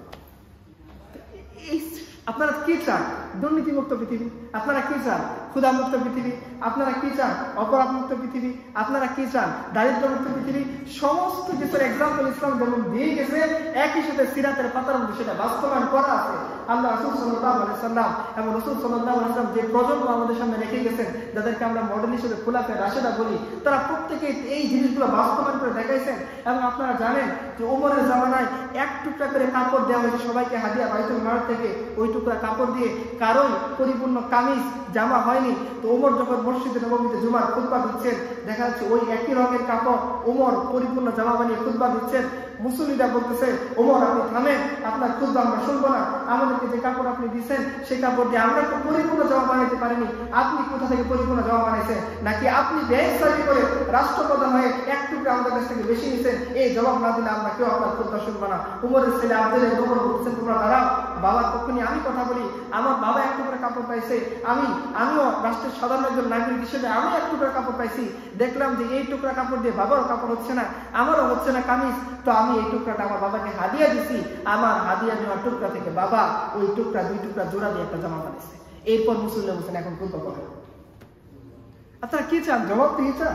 মানে ধরেন আমাদের পাবলিক ভার্সিটিতে কি হয়, ওপেন সিটি কোনো টিচার জবাব দিয়ে করতে যায় একটা স্টুডেন্টের কাছে, পুরা গুরুর মতো খাটাবে। এমন তো কোনো যে আমাদের একজন টিচার ছিল, নাম উনি আমাদের প্যাথোলজি পড়ায়। তো ওনার কথা ছিল, ধরেন আপনি ক্লাসের মধ্যে লিখতেছেন, তো বলবে যে না ক্লাসের মধ্যে টিচার যখন পড়াবে তার দিকে তাকাই থাকতে হবে, লিখা যাবে। তো ঠিক আছে, আর লিখতেছে, তখন কি বলবে, তুমি না লিখো বিরাম মনে রাখবা আমি কি বলতেছি। তো ঠিক আছে, আমি প্রশ্ন করলেন যে স্যার বুঝিনি, বলবে যে বারবার বলে বলে প্রশ্ন করা যাবে না, স্যারের মেজাজ বিরক্ত হয়, প্রশ্ন ক্লাসে শেষে করতে হবে। ক্লাসে শেষে প্রশ্ন করবেন, তখন তিনি বলবেন যে আমি তোমাদের জন্য ক্লাস টাইমের বাইরে বসে আছি না, আমার ক্লাসের নির্ধারিত টাইম হলো 45 মিনিট, এরপর আমি তোমাদের জন্য বাধ্য হই ক্লাস থেকে চলে যাবো। এরকম আপনার এগুলো কমন অনেকে ভালো আছেন আলহামদুলিল্লাহ, কিন্তু কমন কিছু সিনারির কথা আমরা বললাম, কোনো জবাবদিহিতা কাউকে দিবে না। আর যত উঁচু পর্যায়ে তত জবাবদিহিতা নাই। তো আচ্ছা, তো এই যে আপনি কি চান? ওমর কাকে বলে? যাকে দেখলে শয়তান ভয় পায়। ওমরকে শয়তান ভয় পায় না, ওমরের কাছে শয়তানি করা যাবে না, আমার কিছু ধরে ফেলবে। কিন্তু রাষ্ট্রের সাধারণ জনগণ সেই ওমরকে কি চাচ্ছে? কৈফিয়ত চাচ্ছে। আপনার কি আলহামদুলিল্লাহ, থামেন আপনি আলহামদুলিল্লাহ, আপনি আগে বলেন যে আপনি কাপড় থেকে বানাইছেন। আপনি কি চান? আপনি কি চান যেটা এক্সাম্পল সিরাতের মধ্যে নেই? আপনি কি চান যেটা বাস্তব নমুনা প্র্যাকটিক্যাল উদাহরণ আল্লাহ সিরাতের মধ্যে নেই? কি চান? আপনি কোনো কিছু খুঁজে পাবেন না। তাহলে এরপরও আমরা কেন রাসূল সাল্লাল্লাহু আলাইহি ওয়াসাল্লামের এই সিরাতের পাতা থেকে অন্যদিকে ছুটে যাই? কেন অমুক দিকে তমুক দিকে? কেন পুঁজিবাদের কাছে, কেন সমাজবাদের কাছে, কেন তমুকের কাছে অমুকের কাছে আমার সমাধান খুঁজে বের করতে হবে? পুঁজিবাদ এমন একটা সিস্টেম খাড়া করছে, আপনারা জানেন অক্সফামের একটা রিপোর্ট আছে, আপনারা দেখেন বিশ্বের 50% বেশি সম্পদ মাত্র 8 জন লোকের হাতে বন্দী। চিন্তা করেন আপনি, 50% বেশি সম্পদ কতজনের হাতে বন্দী? 8% মানুষের হাতে বন্দী। আপনি কি চান? কিভাবে আপনি এই জিনিসটা সলভ করবেন? আমি যে রিসেন্ট ডক্টর ইউনিসের একটা দেখলাম, আমি তার সবকিছু সমর্থন করি না, আমি তার একটা জিনিস বলতেছি। উনি বলতেছিলেন যে এই পৃথিবীটা টিকবে না। বলছে কেন টিকবে না? এই সম্পদের যে এত বেশি ইমব্যালেন্স হয়েছে, যে ম্যাক্সিমাম সম্পদ চলে গেছে মুষ্টিমেয় 1% মানুষের হাতে, এই পৃথিবী টিকবে না। এই পৃথিবী টিকতে হলে আমাদেরকে পৃথিবী ধ্বংস করে নতুন একটা সাম্যবাদী পৃথিবী সৃষ্টি করতে হবে। আপনি সমতা চান? কি সমতা চান আপনি বলেন? এমন সমতার উদাহরণ আমি আপনাকে দেখাইলাম যে এমন কোন গরিব নাই যে অভাবী ভিক্ষা করতে অথচ তার টাকার দরকার। রাষ্ট্র এসে বলতেছে যে কে চাও জাকাতের টাকা নিবা, কে আছে সাদাকার টাকা নিবা, বলতেছে না আমরা দান সাদাকা খাওয়ার মতো কেউ লোক নাই, পারলে তুই আমার কাছ থেকে আমার জাকাতের টাকা নিয়ে টাকা। কি চান? ইসলামের একটা, আমরা শুধু জাকাত ইসলামের একটা বিধান আছে উসর, আপনারা জানেন উসর কি বলেন তো দেখি? ফসলের জাকাত। আচ্ছা বলেন তো দেখি, যে পেঁয়াজের দাম বাড়ার কারণে, হলুদের দাম বাড়ার কারণে, আদার দাম বাড়ার কারণে, চালের দাম বাড়ার কারণে গরিব মানুষ কোনো সুবিধা থাকে না? কিনে খাইতে পারে না, ওর তো খাওয়া লাগবে, ও তো পানিকে বাতাসকে বাঁচতে পারবে না। ইসলামের একটা নিয়ম হলো ফসলের জাকাত, এটাকে বলে উসর। কথার কথা, একজন কৃষক 6 মাস পরে যে ফসলটা ঘরে তুলছে, এই ফসল যদি সে আল্লাহর দেওয়া পানি অর্থাৎ বৃষ্টি দিয়ে করে তাহলে 10 ভাগের 1 ভাগ, আর যদি সেচ দিয়ে করে তার নিজস্ব কৃত্রিম সেচ তাহলে 20 ভাগের 1 ভাগ ফসল সে দিয়ে দিবে। ফসল তার মানে ধরেন 100 মণ যদি ধান হয় সে কয় ভাগ দিয়ে দিবে? 10 ভাগের 1 ভাগ। কত মণ হবে? 10 মণ। তাহলে বাংলাদেশে কত লাখ কৃষক আছে? তাহলে চিন্তা করেন কত টন চাল শুধু আমি জাকাতের ওষুধ বাবদ পাবো। এই টাকাগুলো যদি আমি গরিব এই রাস্তার অনেক মানুষের মধ্যে বর্তন করে দিই, ওদের কি কোনো চিন্তা করা লাগবে চালের দাম 120 টাকা না চালের দাম খালি 20 টাকা? ওর তো দরকারই না, ওর চাল সে ফ্রিতে পাচ্ছে। গভর্নমেন্টের জাকাত কালেকশন একটা বিভাগ, আমাদের ট্যাক্স কালেকশন বিভাগ আছে না, জাকাত কালেকশনের বিভাগ এসে রাস্তার মোড়ে জাহাঙ্গীরনগরের মোড়ে দাঁড়িয়ে আছে। এই এলাকার যত অভিবাসী বলতেছে আসো, রেশনের চাল না, এটা জাকাতের চাল, বিনামূল্যে তুমি শুধু লাইনে দাঁড়াবা, তোমার আইডেন্টি ডকুমেন্ট শো করবা, রাষ্ট্রীয় নিবন্ধন অধিদপ্তর থাকবে, অথবা কি বলে গরিব মানুষের হিসাব থাকবে, সে এসে শুধু কার্ড দেখাবে তাকে গরিব, তাকে বিনামূল্যে চাল দিয়ে দিবে, বিনামূল্যে পেঁয়াজ দিবে, বিনামূল্যে টমেটো, পটল, আলু সমস্ত কিছু সে ফ্রিতে পেয়ে যাবে। তাহলে এরপরও কেন তার নিত্য প্রয়োজনীয় দ্রব্য বাড়লো না কমলে এই হিসাবে তার কথা? আমাদের এই সিস্টেম আছে? তাহলে আপনি কি চান যেটা নেই সিরাতের পাতার মধ্যে? তারপর আপনি কেন এই সিরাত থেকে, রাসূল সাল্লাল্লাহু আলাইহি ওয়াসাল্লামের জীবনী থেকে, রাসূল সাল্লাল্লাহু আলাইহি ওয়াসাল্লামের আদর্শ থেকে, কোরআন থেকে, ইসলাম থেকে কেন দূরে সরে যাবেন? অথচ আপনি মুসলমান কেন? কি এক্সাম্পল আপনি চান? কি প্রবলেম আপনার আছে? আপনি আসেন যে এই প্রবলেমের সমাধান আপনি ইসলামের মধ্যে খুঁজে পাবেন না। কি শেষ প্রবলেম আপনি আমাকে বলেন? আছে কোনো প্রবলেম? তাহলে যদি না থাকে, যদি সমাধান সবকিছু থাকে, তাহলে কেন খণ্ডিত কোনো ব্যক্তির কাছে আপনি চলে যাবেন? যেমন কথার কথা, কার্ল মার্কস একটা সমাধানের কথা বলছে, সে কি পুরো সিস্টেমের সমাধানের কথা বলছে না একটা সিস্টেমের? কি সেই সিস্টেমের নাম কি? অর্থ ব্যবস্থা। এর বাইরে সে কোনো কথা বলে না।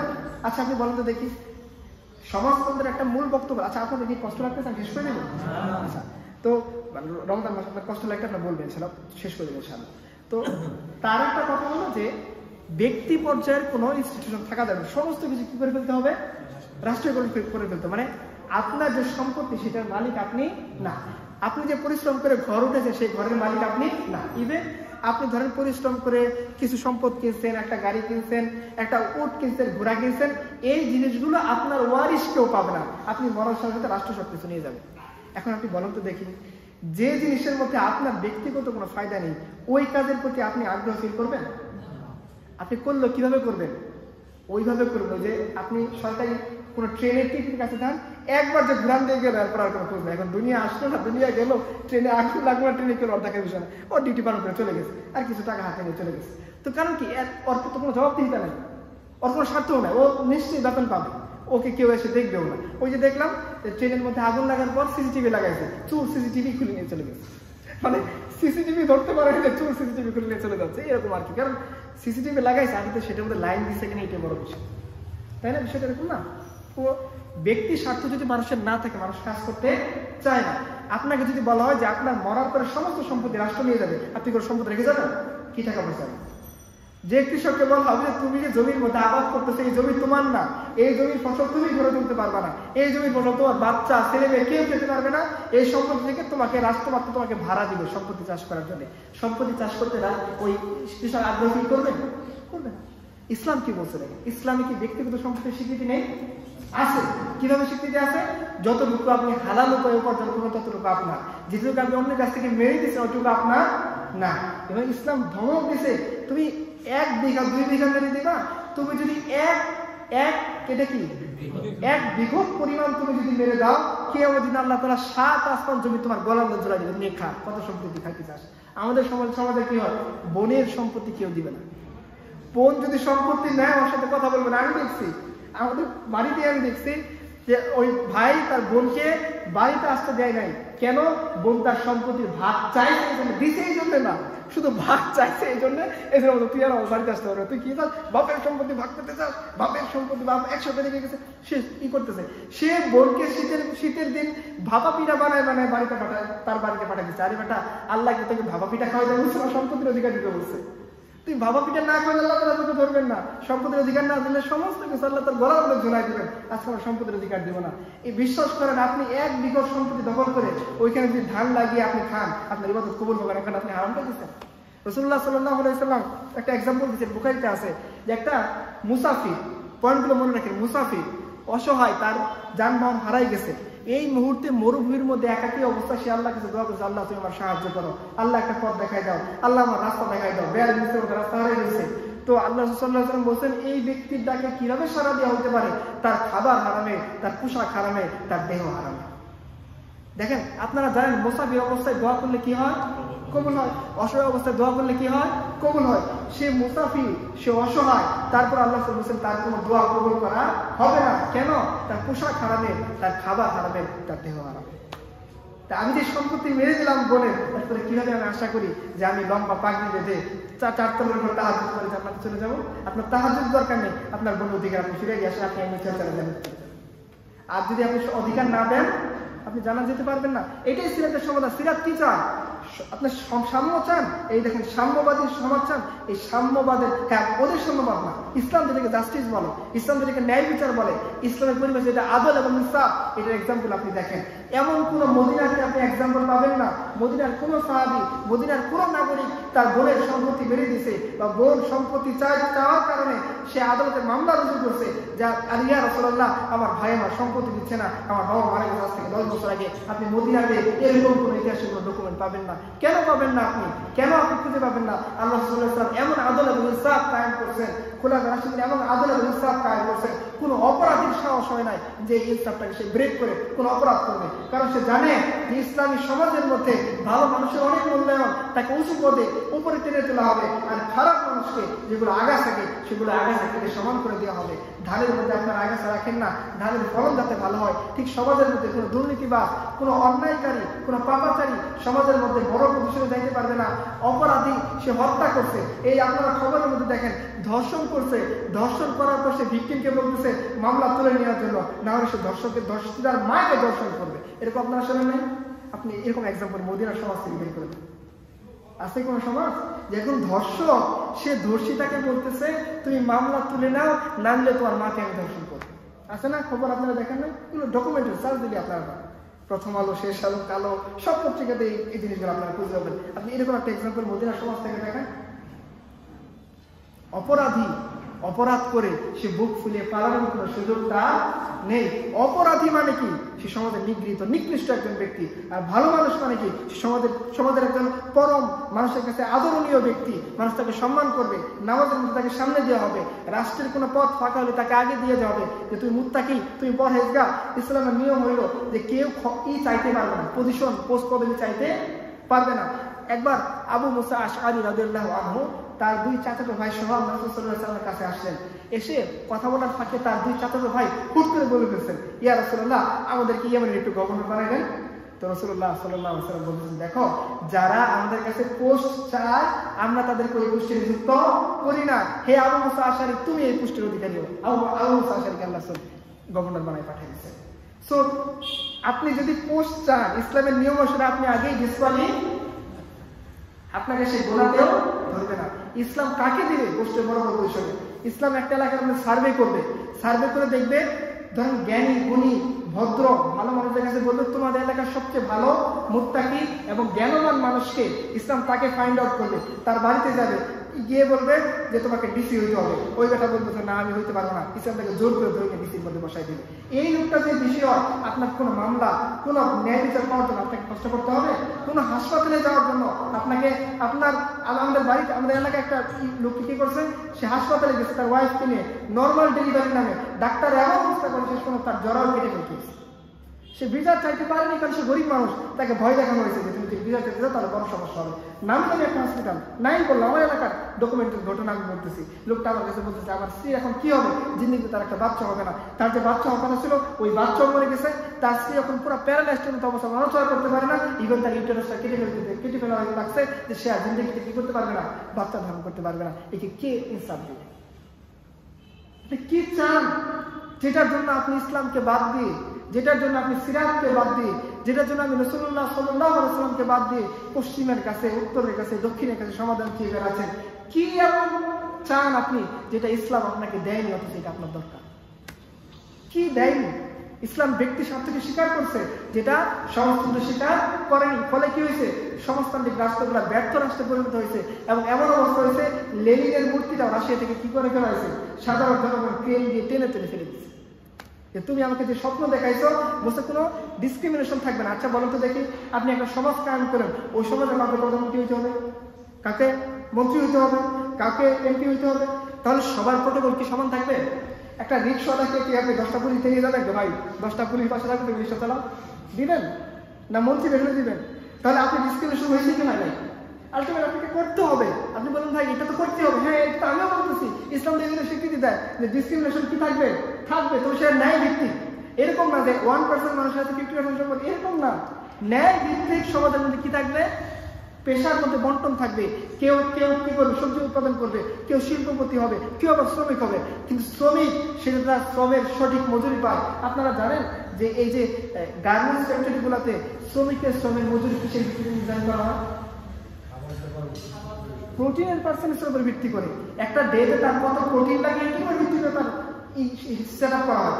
10 ঘন্টা 8 ঘন্টা ডিউটি করার পরে 8,000 টাকা বেতন পায়। আপনারা বলেন তো দেখি, ঢাকার একটা প্রপারে 8,000 টাকা বেতন দিয়ে সে বস্তিতে থাকতে পারবে? তাকে বাধ্য হয়ে কি করতে হচ্ছে? ওভার টাইম করতে হচ্ছে, তার বউকে কাজে লাগাতে হচ্ছে, বউকে স্বামীকে দুইজনকে কাজ করার কারণে কি হচ্ছে?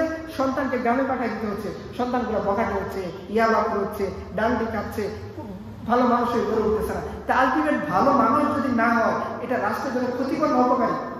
আচ্ছা, বেশি পরিমাণে ছিনতাইকারী দুর্নীতিকারী হলে রাষ্ট্রের জন্য ভালো না বেশি ভালো মানুষ হলে ভালো? তাহলে যে লোকটা ইয়াবা খায়, ড্যান্ডি করে, ও রাষ্ট্রের জন্য ভালো না খারাপ? আলটিমেট রাষ্ট্রের লস হচ্ছে নাকি লাভ হচ্ছে? আপনি আমাদেরকে হিসাব দেওয়া হবে কিভাবে? এটা জিডিপি জিএনপির মাধ্যমে। ধরেন কথার কথা, যমুনা গ্রুপের মালিক এবং আমার মতো ফকির, দুইজনের ইনকাম কি? দুইজনের ইনকামের সমান। এটা হলো আমাদেরকে একটা শেষ তরমুজ দিয়ে দেওয়া। যাও, তোমার সমান একটা তরমুজ দিলাম, কিভাবে?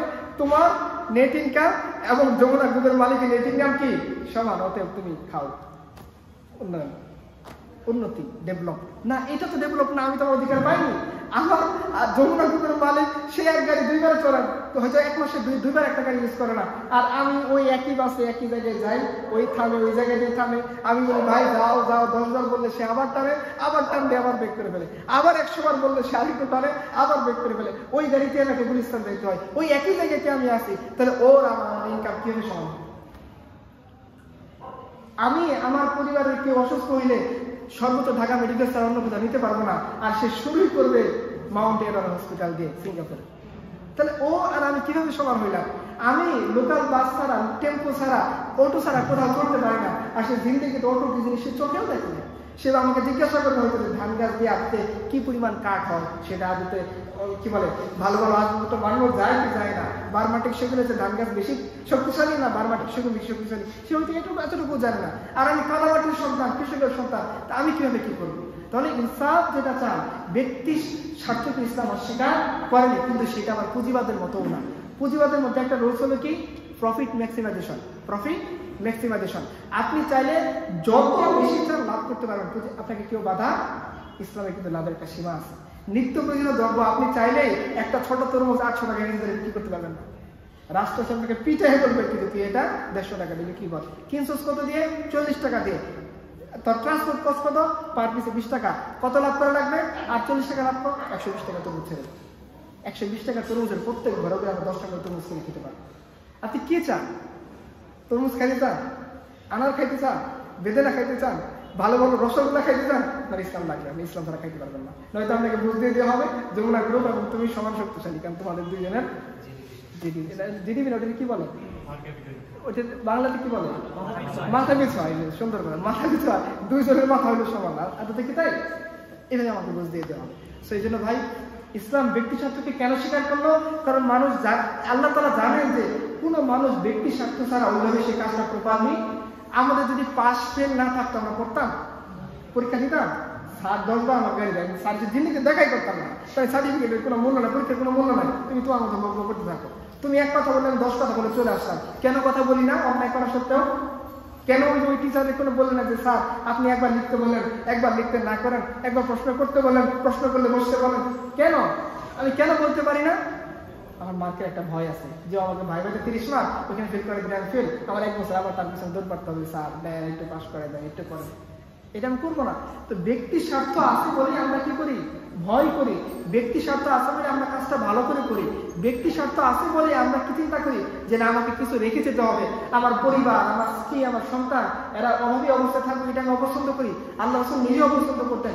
আবু তালহা রাদিয়াল্লাহু আনহু আল্লাহ রাসূলের কাছে এসে বললেন, ইয়া রাসূলুল্লাহ আমি সমস্ত সম্পদ দান করে ফেলতে চাই। আল্লাহ রাসূল বললেন, না তুমি সমস্ত সম্পদ দান করো না, তুমি একটা কাজ করো, 3 ভাগের 1 ভাগ দান করে দাও। কারণ তোমার যে ওয়ারিস থাকবে তাদেরকে তুমি শূন্য অবস্থায় ফেলে যাবা, এটা তুমি করো না। তুমি তাদেরকে তার হাত পাততেছে এই অবস্থা থেকে, তারা দান করতেছে এই অবস্থায়, তুমি তাদেরকে রেখে দাও। এই যে আমার ব্যক্তি স্বার্থের কারণে আমি কি করবো? আমি ইনকাম করতে, হালাল পথে আয় করতে উৎসাহী হব, রাষ্ট্র একটা সমাজ উন্নত হবে।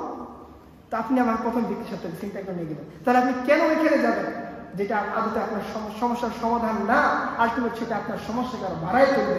আর কেন আপনি এখানে আসবেন না যেটা সমস্ত সমস্যার সমাধানের কেন্দ্রবিন্দু, এবং সেটা শুধু থিওরিটিক্যাল না, আমি প্র্যাকটিক্যালি আপনাকে হাতে কলমে দেখাই দিলাম। এরপরেও কেন মুহাম্মদ সাল্লাল্লাহু আলাইহি ওয়াসাল্লামের জায়গায় আমাকে কাল মার্কসে বসাই চলে, কিসের কারণে? এরপরেও তুমি যদি আমাকে বলো তুমি ব্যাকডেটেড, তুমি মোল্লা, তুমি কাঠ মোল্লা, তুমি কিছু বুঝো না, আলহামদুলিল্লাহ তোমার সমস্ত গালি আমি খাইতে রাজি, কিন্তু মুহাম্মদ আরবির দিন ছাড়তে আমি রাজি না। কারণ আমার দিন এই ব্যাপারে ইতমিনান, আমার দিন এই ব্যাপারে নিশ্চিত, আমি এই ব্যাপারে ইয়াকিন রাখি যে দুনিয়ার মধ্যে যদি সমস্যার সমাধান করতে হয় A to Z, top to bottom, একেবারে ঘর থেকে নিয়ে একেবারে উঁচু লেভেল পর্যন্ত, তাহলে একটাই সমাধান, যে সমাধান মুহাম্মদ আরবি সাল্লাল্লাহু আলাইহি ওয়াসাল্লাম তার উম্মতের জন্য রেখে গেছেন, যে সমস্যার সমাধান খুলাফায়ে রাশিদা রেখে গেছেন, যে আদল আর ইনসাফ, যে জাস্টিস সাহাবায়ে কেরাম খুলাফায়ে রাশিদা রাসূলুল্লাহ সাল্লাল্লাহু আলাইহি ওয়াসাল্লাম রেখে গেছেন, যে দুর্নীতিমুক্ত সমাজ, যে ঘুষ মুক্ত সমাজ, অন্যায় মুক্ত সমাজ, অপরাধ মুক্ত সমাজ রেখে গেছেন, এমন সমাজ যে সমাজের মধ্যে একটা নারী শত শত মাইল রাস্তা উটের উপর চড়ে মদিনাতে মক্কায় সফর করতেছে, সে আল্লাহ ছাড়া কাউকে ভয় করে না, এমন সমাজ যে সমাজের মধ্যে একটা নারী তার মৌলিক প্রয়োজনের জন্য বের হলে সে কখনো ধর্ষিত হওয়ার ভয় করবে না, এমন সমাজ যে সমাজের মধ্যে একটা মানুষ কখনো ফ্লাইওভারের নিচে শুয়ে দেহ বিক্রি করতে বাধ্য হবে না, পতিত হবে না তার নিজের খাবারের পেটের জন্য, এমন একটা সমাজ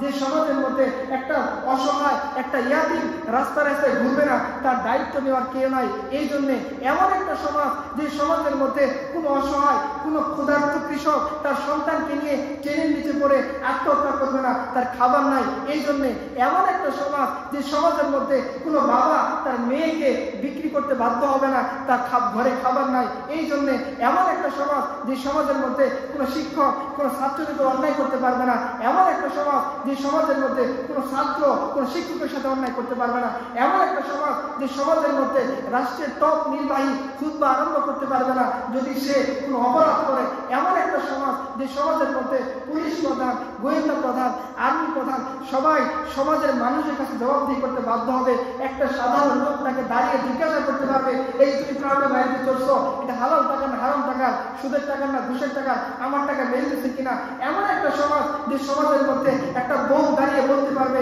আমার সম্পদ যদি না দাও খিলাফতের কাছে বিচার দেবো, এমন বিচার করবে দুনিয়াতে তুমি অপদস্থ হবা, আখিরাতে অপদস্থ হবা, এমন একটা সমাজ যে সমাজের মধ্যে প্রশ্নপত্র যদি সামনে দেওয়া দেওয়া হয়, বই যদি সামনে তুলে দেওয়া হয়, শুধু আল্লাহকে ভয় করে সে পরীক্ষাতে কোনোদিন নকল করবে না, এমন একটা সমাজ যে সমাজ শুধুমাত্র কপি পেশ আর জাবক কাটবে না, এমন একটা সমাজ যে সমাজের যুবকরা কখনো অশ্লীলতার জন্য নিজের হালাল যৌন চাহিদা পূরণ করার জন্য সে পর্নোগ্রাফি, সে হারাম পরিসরে সহযোগিতা নিবে না, এই ধরনের সমাজ যদি আমরা চাই অবশ্যই আমাদেরকে সিরাতের কাছে চলে আসতে হবে। দুনিয়ার যত পিতা, যত আইডিওলজি, যত মতাদর্শ, যত মানুষের কাছে যায়, কোনো মানুষ আমাকে আমার সমাজের, আমার রাষ্ট্রের, আমার পরিবারের পুঙ্খানুপুঙ্খ এ টু জেড 100% সমাধান দিতে পারবে না, ওয়াল্লাহি কিয়ামত পর্যন্ত চেষ্টা করে দিতে পারবে না, কারণ যে আল্লাহ আমাদেরকে বানাইছেন সেই আল্লাহ আমাদের জন্য দিন হিসেবে ইসলামকে সেট আপ করছেন। আর আমি যদি ইসলাম ছাড়া অন্য কোনো দিনকে তালাশ করি, ইসলাম ছাড়া অন্য কোনো দিনকে অনুসরণ করি, ইসলাম ছাড়া অন্য কোনো দিনকে সমাধানের আশা করি, দুনিয়াতেও সেটা ব্যর্থ হবে, আখিরাতেও সেটা ব্যর্থ হবে, এবং কোরআনের পরিভাষায় আমরা সেই ক্ষতিগ্রস্তদের একজন যারা দলে দলে জাহান্নামের দিকে চলে যাবে। এই জন্য ভাই ওই রাস্তা থেকে আমরা যদি বাঁচতে চাই, যদি সমাধান চাই, আপনি ছাত্র হিসেবে আজকে কষ্টে আছেন, একটা প্রতিটাও কষ্টে আছে, কারণ তার ঘরে খাবার নাই, এই জন্য সে দেহ বিক্রি করতেছে। একজন রিক্সাওয়ালা সেও কষ্টে আছে, কারণ কি আপনারা জানেন ঢাকা শহরে একটা অটো যদি চলে তাকে রাস্তার মধ্যে কি দিতে হয়, মোড়ে টাকা দিতে হয়, থানায় টাকা দিতে হয়, ঘরে টাকা দিতে হয়, লাইনম্যানকে টাকা দিতে হয়। আপনারা যারা নিউ মার্কেটে যতগুলো দোকান বসে তাদের প্রত্যেকটা দোকানের বিনিময়ে তাকে 2, 3, 4 বার করে টাকা দিতে হয়। এই যে প্রত্যেকে একটা অস্বস্তিকর অবস্থার মধ্যে আছে, এই অস্বস্তিকর অবস্থা থেকে বাঁচার জন্য তার কি দরকার? রাসূলুল্লাহ আরবি সাল্লাল্লাহু আলাইহি ওয়াসাল্লামের সমাধানটাই আমাদের দরকার। এরবারে অন্য কোনো সমাধান কাজে লাগবে না। সাময়িক একটা উত্তেজনা এনে দিতে পারে, বিপ্লব করে আপনি শেষ করে দিতে পারেন, কিন্তু ওই বিপ্লব আপনাকে আদৌ কোনো সমাধান দিতে পারবে না। এমন বিপ্লব তৈরি করবেন যে বিপ্লবের প্রধানের মূর্তি জনগণ একসময় রাগে ক্ষোভে ধরে নিয়ে কি করে ফেলবে, ফেলে। এটাই হবে ভাই দুনিয়ার সমস্ত। আপনি আল্লাহ সুবহানাহু ওয়া তাআলা আমাদের হার্ডওয়্যার বানানোর আগে সফটওয়্যার বানাইছেন, আর সেই সফটওয়্যারের নাম হচ্ছে ইসলাম। ইসলাম এমন দিন আদম আলাইহিস সালাম থেকে মুসা পর্যন্ত, মুসা থেকে ঈসা পর্যন্ত, ঈসা থেকে মুহাম্মদ সাল্লাল্লাহু আলাইহি ওয়াসাল্লাম পর্যন্ত প্রত্যেকটা মানুষের জন্য আল্লাহ তাআলা যে দিন সেটা করতে, সেটার নাম কি? আমরা এটাই ছেড়ে দিচ্ছি। কি কি কি কারণে আমরা ছেড়ে দিলাম? আমরা দাবি করি আমরা মুসলমানের সন্তান, ভাই বোন মুসলমান, দাড়ি আছে, টুপি আছে, কিন্তু দেখা যায় না যে ক্যারিয়ারিস্ট, যে আমি ক্যারিয়ার ছাড়া এবারে একটু চিন্তা করতে পারি না। আজকে যদি বলা হয় যে তোমাকে ভাইবা বোর্ডে দাড়ি না রাখলে তোমাকে ভালো জায়গায় প্রমোশন দেওয়া হবে, কথা কথা অ্যাডমিন কার্ডারে জব দেওয়া হবে, দেখবেন মুসলমানের সন্তান দাড়ি কামিয়ে এসে ভাইবা বোর্ডে চলে যাবে। আজকে যদি বলা হয় যে সুন্নাহ তুমি যদি ছেড়ে দাও, দিন পালন যদি ছেড়ে দাও, তাহলে আমরা তোমাকে বিদেশে স্কলারশিপ দিয়ে নিয়ে যাবো, দেখবে সে সুন্নাহ এবং দিন ছেড়ে দেবে। আমি এমন অনেকের কথা জানি যার মা তাকে সন্তান জন্মের সময় চিন্তা করতেছে নামের আগে যদি এমডি মানে মোহাম্মদ শব্দ যুক্ত করে তাহলে তার ডিবি পাইতে সমস্যা হবে। আমাদের সময় ডিবির একটা সিস্টেম ছিল, এখনো আছে, যে মেডিকেলে যাওয়া যায়, এই ডিবি পাইতে সমস্যা হবে এই চিন্তা করে সে তার সন্তানের নামের আগে থেকে এমডি কেটে দিচ্ছে। কি চিন্তা করতেছে? মনে রাখবেন যে আমরা যত অন্যায় করি, যে অন্যায় চিন্তাটাই করি, যে আল্লাহ সুবহানাহু ওয়া তাআলা বলেন যে বান্দা যে কথা অন্তরে কল্পনা করে, যে ওয়াসওয়াসা তার অন্তরের মধ্যে আছে, বান্দা যে কথা মনে না করে সেটা আমি জানি না। আল্লাহ তাআলা বলেন ওয়া নাহনু আকরাবু ইলাইহি মিন হাবলিল ওয়ারিদ, বান্দার যে জগলার বেরে রগ, এই রগের চেয়ে বান্দার নিকটবর্তী। এবং ওয়ালাকাদ খালাকনাল ইনসান ওয়া না'লামু মা তুওয়াসওয়িসু বিহি নাফসু, আল্লাহ তাআলা বলেন যে বান্দার অন্তরের মধ্যে যে ওয়াসওয়াসা দেয়, যে খারাপ চিন্তা সে করে, যেটা অন্য কেউ জানে না, তার পাশে বসে থাকা তার ক্লাসমেট, তার সহপাঠী, তার রুমমেট যে জিনিসটা উপলব্ধি করতে পারে না, আল্লাহ তাআলা বলেন আমি তার সেই ওয়াসওয়াসাটাও আমি জানি, আমি সেটাকে লিপিবদ্ধ করে রাখি। তাহলে আমরা কেন যাবো, কেন দূরে সরে যাবো? মনে রাখবেন যত অপরাধ আছে, किताब सादा रहेगा कब तक, कभी तो आगाज बाब होगा, जिन्होंने बस्ती उजाड़ डाला कभी तो उसका हिसाब होगा, शहर की खुशियां मनाने वालों शहर की तेवर बता रहा है, अभी तो इतना घुटन पड़ेगी कि सांस लेना आजाब होगा। এমন একটা সময় আসবে আপনি নিজেই বুঝতে পারবেন, আপনি নিজেই জীবনের সাথে নিজে ডিপ্রেসড হয়ে যাবেন, সাদি মোহাম্মদের মতো, অমুকের মতো, তমুকের মতো আপনার জীবনটা শেষ হবে ফেলের মধ্যে ঝুলন্ত অবস্থা।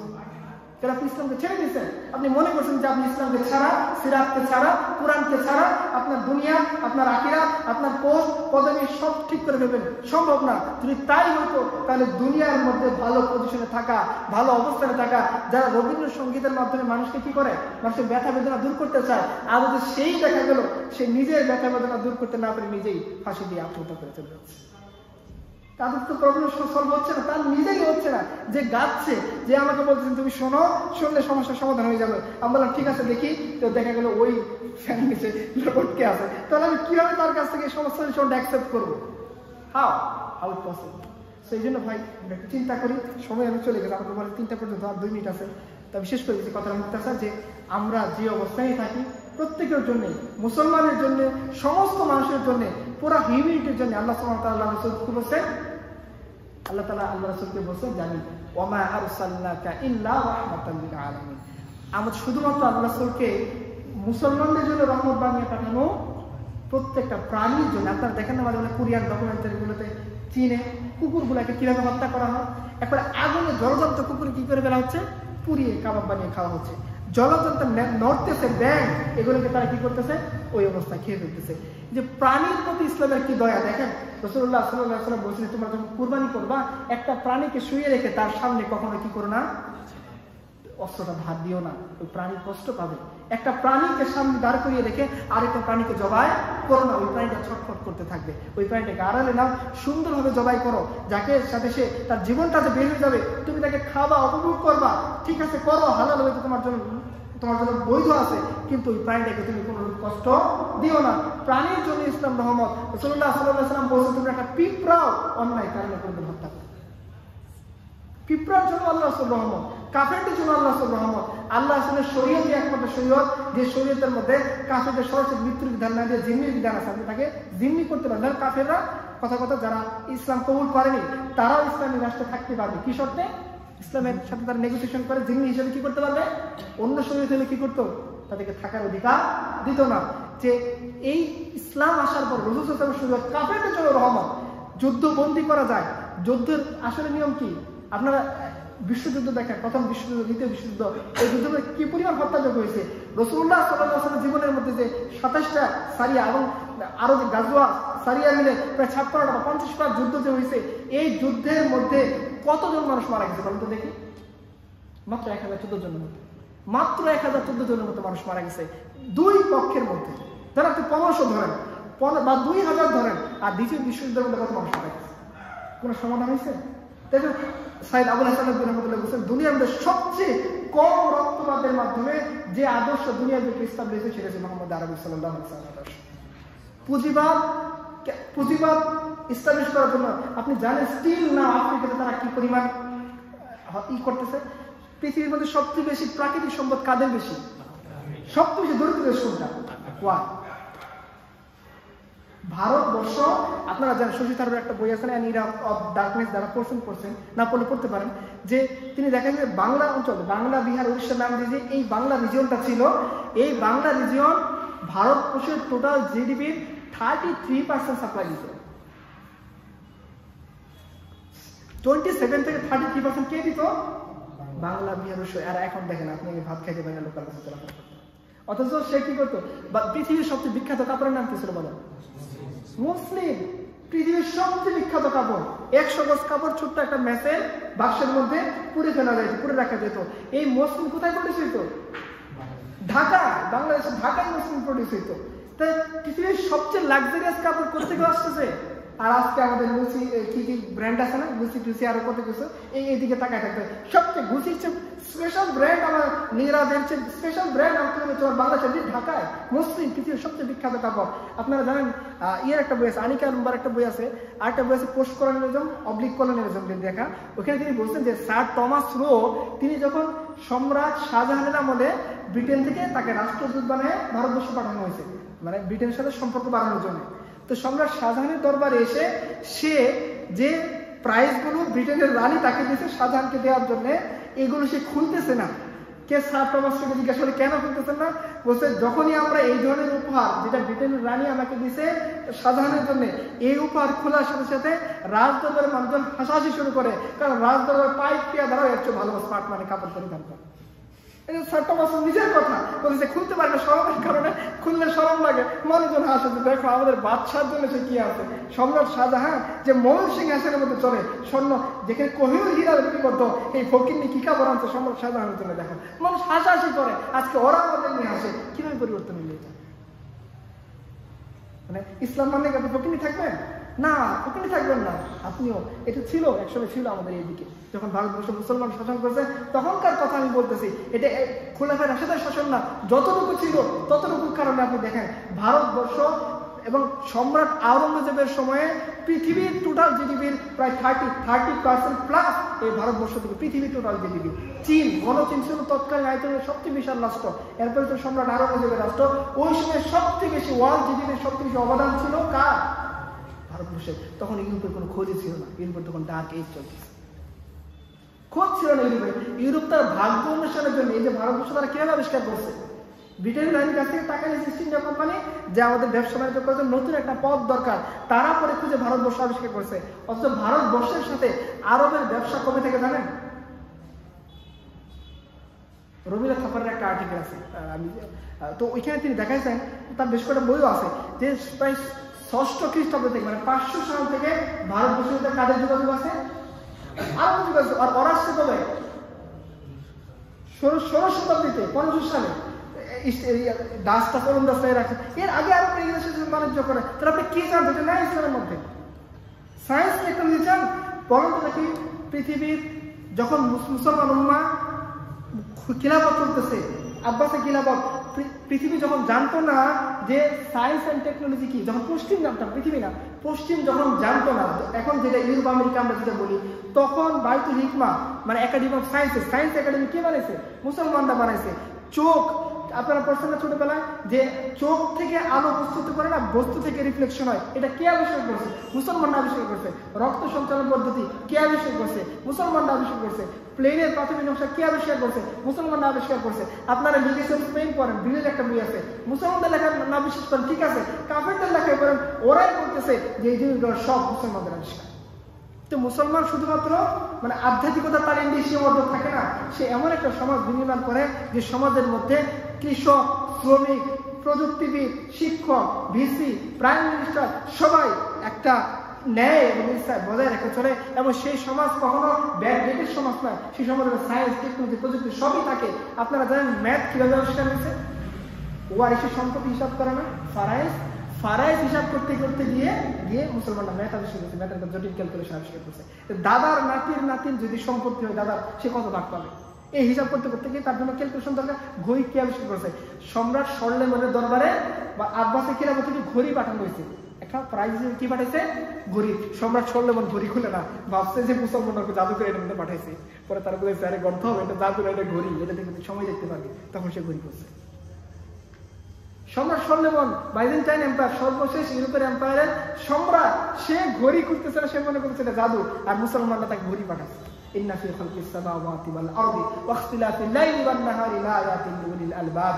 আল্লাহ তাআলা বলেন পৃথিবীর দিন রাত্রি পরিবর্তনে দুনিয়ার মধ্যে আল্লাহ তাআলা বলেন এখানে গবেষণা জিনিস তো আলবাব, যারা গবেষণা করতে চায়, নিদর্শন চায়, যারা সায়েন্টিস্ট, যারা বিজ্ঞানী। শেখ একটা কথা বলতেন, শেখ হারিজের মুখে আমি একবার শুনলাম, তিনি বলতেন যে এখানে এই আয়াত প্রদান শুধুমাত্র ডাক্তার ইঞ্জিনিয়ারই খুঁজে পাই, এখানে তো মৌলবী নাই, এখানে শুধুমাত্র আল্লাহ ডাক্তার ইঞ্জিনিয়ার কথা বলছেন। তোমরা উঠতে বসতে কি করো? الذين يذكرون الله قياما وقعودا وعلى جنوبهم ويتفكرون في خلق السماوات والارض। এই জমি আসমানে তোমরা গবেষণা করো, আল্লাহ বলে দিচ্ছেন আমাদেরকে গবেষণা করা নিষেধ না, তুমি সেটা পশ্চিম যেভাবে করে যাবে না। পশ্চিম কি করে? পশ্চিম একটা এখন ট্রান্সজেন্ডার ইস্যু চলতেছে পশ্চিমা একাডেমিয়াতে। এখন কেউ যদি ট্রান্সজেন্ডারের বিরুদ্ধে লেখে, তার চাকরি, তার গবেষণাপত্র পাবলিশ হয় না। 1900 সালের আগে পশ্চিম হোমোসেক্সুয়ালিটিকে মনে করতো মানসিক বিকৃতি, কিন্তু 1900 সালের পর থেকে পশ্চিম এখন কি মনে করে? বলেন, সমকামিতার বিরোধিতা করা হলো মানসিক বিকৃতি। হোমোফোবিয়া ডাকে না তাকে? একটা সময় কি ছিল? হোমোসেক্সুয়ালিটি মেন্টাল ডিসঅর্ডার, এখন হলো হোমোসেক্সুয়ালিটির বিরোধিতা করাটাকে পশ্চিম একাডেমিয়াতে কেউ যদি হোমোসেক্সুয়ালিটির বিরুদ্ধে কোনো পেপার সাবমিট করে, ওই পেপার এবং তাকে স্কলার থেকে ডিমোশন দিয়ে দেওয়া, ওএসডি করে দেওয়া, যদি স্কলার নাতি বা। তাহলে মত প্রকাশের স্বাধীনতাটা কোথায়? তোমাদের একাডেমিয়ায় তো কোনো স্বাধীনতা নাই। ইসলামের কথা বল, আমি কোনো ইসলামের কথা লিখবো না, জাস্ট একটা নিউট্রাল দৃষ্টিভঙ্গি থেকে আমি হোমোসেক্সুয়ালিটিকে রিফিউট করে একটা কলাম লিখবো, ডারউইনিজমের এভলিউশনকে রিফিউট করে একটা কলাম লিখবো, বা ট্রান্সজেন্ডার ইস্যুকে একটা রিফিউট করে কলাম লিখবো। পশ্চিমার কোন একাডেমি আমাকে সেই পেপার পাবলিশ, তাহলে কোথায় মত প্রকাশের সেই স্বাধীনতা? আর আমি তোমাকে মত প্রকাশের স্বাধীনতা দেখা এরকম উমরের সময়ে, উমরের সামনে দাঁড়ায়, যাকে শয়তান ভয় করে, একটা সাধারণ লোক দাঁড়ায় বলতেছে আপনার কথা শুনবো না, আপনি একে জবাব দিয়ে করেন। মত প্রকাশের স্বাধীনতা এই থেকে আপনারা চান? এখানে আসা লাগবে। আপনি অন্য কোথাও এত মত প্রকাশের স্বাধীনতা পাবেন না। এই জন্য আমাদের সময় শেষ হয়ে গেছে, অনেক সময় আপনাদের নিয়ে নিলাম। মোটামুটি আমি যেটা বলতে যাচ্ছি, সিরাত, সুন্নাহ, ইসলাম, কোরআন, এটি আমাদের সমাধান। শুধু আমাদের না, এটা মোল্লা মৌলবী বা কোন নির্দিষ্ট গ্রুপের কোনো সমাধান না। পুরা হিউম্যানিটির জন্য সলিউশনটা কি? ইসলাম। পুরা হিউম্যানিটির জন্য আল্লাহ সুবহানাহু ওয়া তাআলা আল্লাহ কি বলেছেন? ওমা আরসালনাকা ইল্লা রাহমাতাল লিল আলামিন। পুরা বিশ্বের জন্য আল্লাহ তাআলা আল্লাহ রাসূলকে কি করছেন? মনোনীত করছেন। আমরা যতক্ষণ পর্যন্ত এইখানে না আসবো, আর আমরা যদি মনে করি যে পশ্চিমের সাথে যদি টেক্কা না দেই, তাহলে আমাদের জীবন বোধহয় চলবে না। ছোট্ট একটা কথা মনে হলো, আমি আর 5 মিনিট সময় দিলে আমি এই পয়েন্টটা একটু বলতে চাই, যদি আপনারা বলেন। মোহাম্মদ আজহার একটা বই আছে ইসলাম দ্য ক্রস কোর্স, তিনি ওইখানে একটা সুন্দর কথা বলছেন। দেখেন, পশ্চিম যখন ইতিহাস বয়ন করে, তখন সে কিভাবে বয়ন করে জানেন? সে আপনাকে দেখাবে যে পশ্চিমের জন্যই আধুনিক বিশ্বের জন্ম হয়েছে। আপনাকে বুঝতে পারেন বিষয়টা? আচ্ছা বলেন তো দেখি, পৃথিবীর মধ্যে যে সপ্ত আশ্চর্য আছে, সেটার কয়টা আমেরিকায় আছে? বলেন তো দেখি, বলেন না কেন? পৃথিবীর সপ্তম আশ্চর্যের একটা হলো তাজমহল। এটা কখন বানানো হয়েছে? যখন আমেরিকা ডেভেলপ, ইউরোপ অত বেশি ডেভেলপ ছিল না। পৃথিবীর আরেকটা সপ্তম আশ্চর্য হলো মিশরের পিরামিড। এইটা কত আগে বানানো হয়েছে? বলেন তো দেখি, পিরামিড কত সালে? আরেকটা হলো ব্যাবিলনের ঝুলন্ত উদ্যান। ব্যাবিলনের ঝুলন্ত উদ্যান কত সালে বানানো হয়েছে? বলেন, কয় বছর আগে? 2028 সালে। কত? অনেক না, এইগুলো হিসাব বলতে হয়, একজাক্ট হিসাব বলেন কত সালে? 4500 বছর আগে। পিরামিড বানানো হয়েছে কত বছর আগে? 2500 বছর আগে, প্রায় খ্রিস্টের জন্মেরও 2500 বছর আগে। তাহলে ওই সময় পিরামিডের সর্বনিম্ন যে 500 টন, কত? আচ্ছা, এই 500 টন কিভাবে ওই অত উঁচুতে তুলছে? ক্রেন ছাড়া কিভাবে তুলছে? মানুষের পক্ষে তোলা সম্ভব? মাথায় করে কি একটার উপরে একটা নেওয়া সম্ভব? 500 টন কিভাবে নিচ্ছে? সেটা কিভাবে নিচ্ছে? দেশে যদি তার সায়েন্স অ্যান্ড টেকনোলজি নাই থাকতো, কারণ পশ্চিম এমনভাবে আপনাকে হিস্ট্রি গ্রহণ করবে যে ইউরোপ আমেরিকার আগে বুঝি দুনিয়াতে আর কিছু ছিল না। তো তোমরাই তো বলতেছো পৃথিবীর সপ্তম ভাষাদের একটা হলো যেটা খ্রিস্টের জন্মের প্রায় 4000 বছর আগে, 4500 বছর আগে, 2500 বছর আগে, এবং আরেকটা আশ্চর্য হলে ভারতবর্ষের সম্রাট শাহজাহানের বানানো তাজমহল, যেটা তোমরাও বলতেছো যে এটার রহস্য এখন আমরা খুলে বের করতে বর্ণনা করতে পারতেছি না, যে এত তথ্য প্রযুক্তির এত আধুনিক জামানো তোমরা যে জিনিসটা রহস্য উদ্ভাবন করতে পারোনি, এরপরে তোমরা আমাকে ব্লেম দিচ্ছ যে তোরা সায়েন্স টেকনোলজি কিছুই জানতি না, সব আমরা তাদেরকে শিখেছি, আমরা তাদের আব্বা, তারা আমাদের সন্তান। কিভাবে আমাদের এটা মানা সম্ভব? কিভাবে মানা সম্ভব? আমরা সম্রাট, তোমাদের সম্রাটের কাছে ঘড়ি বানায় পাঠাইলাম, সে জাদুবিদ্যা মনে করে সেটা খুললো না, এখন তুমি আমাকে বলতেছো সময় কাকে বলে এটা আমাদেরকে শিখাইছি। মনে রেখো, আমরা তোমাদেরকে বলবো ঘড়ি তোমাদের হাতে থাকবে, সময় আমাদের কোথায় চলবে। আমরা সেই জাতি, ঘড়ি বানায় পাঠাইছি, তুমি ঘড়ি দেখ আমরা আসতেছি। মনে নেই সম্রাট মুতাসিম কি করছিল? একজন মহিলাকে সে বন্দী করছে শত্রু দেশ, বলছে সে যখন চিৎকার করছে আমাকে ছেড়ে দাও, আমাদের খলিফা মুতাসিম কিন্তু তোমার কাছ থেকে কি করবে, এই শাস্তি হিসাব নিবে সে।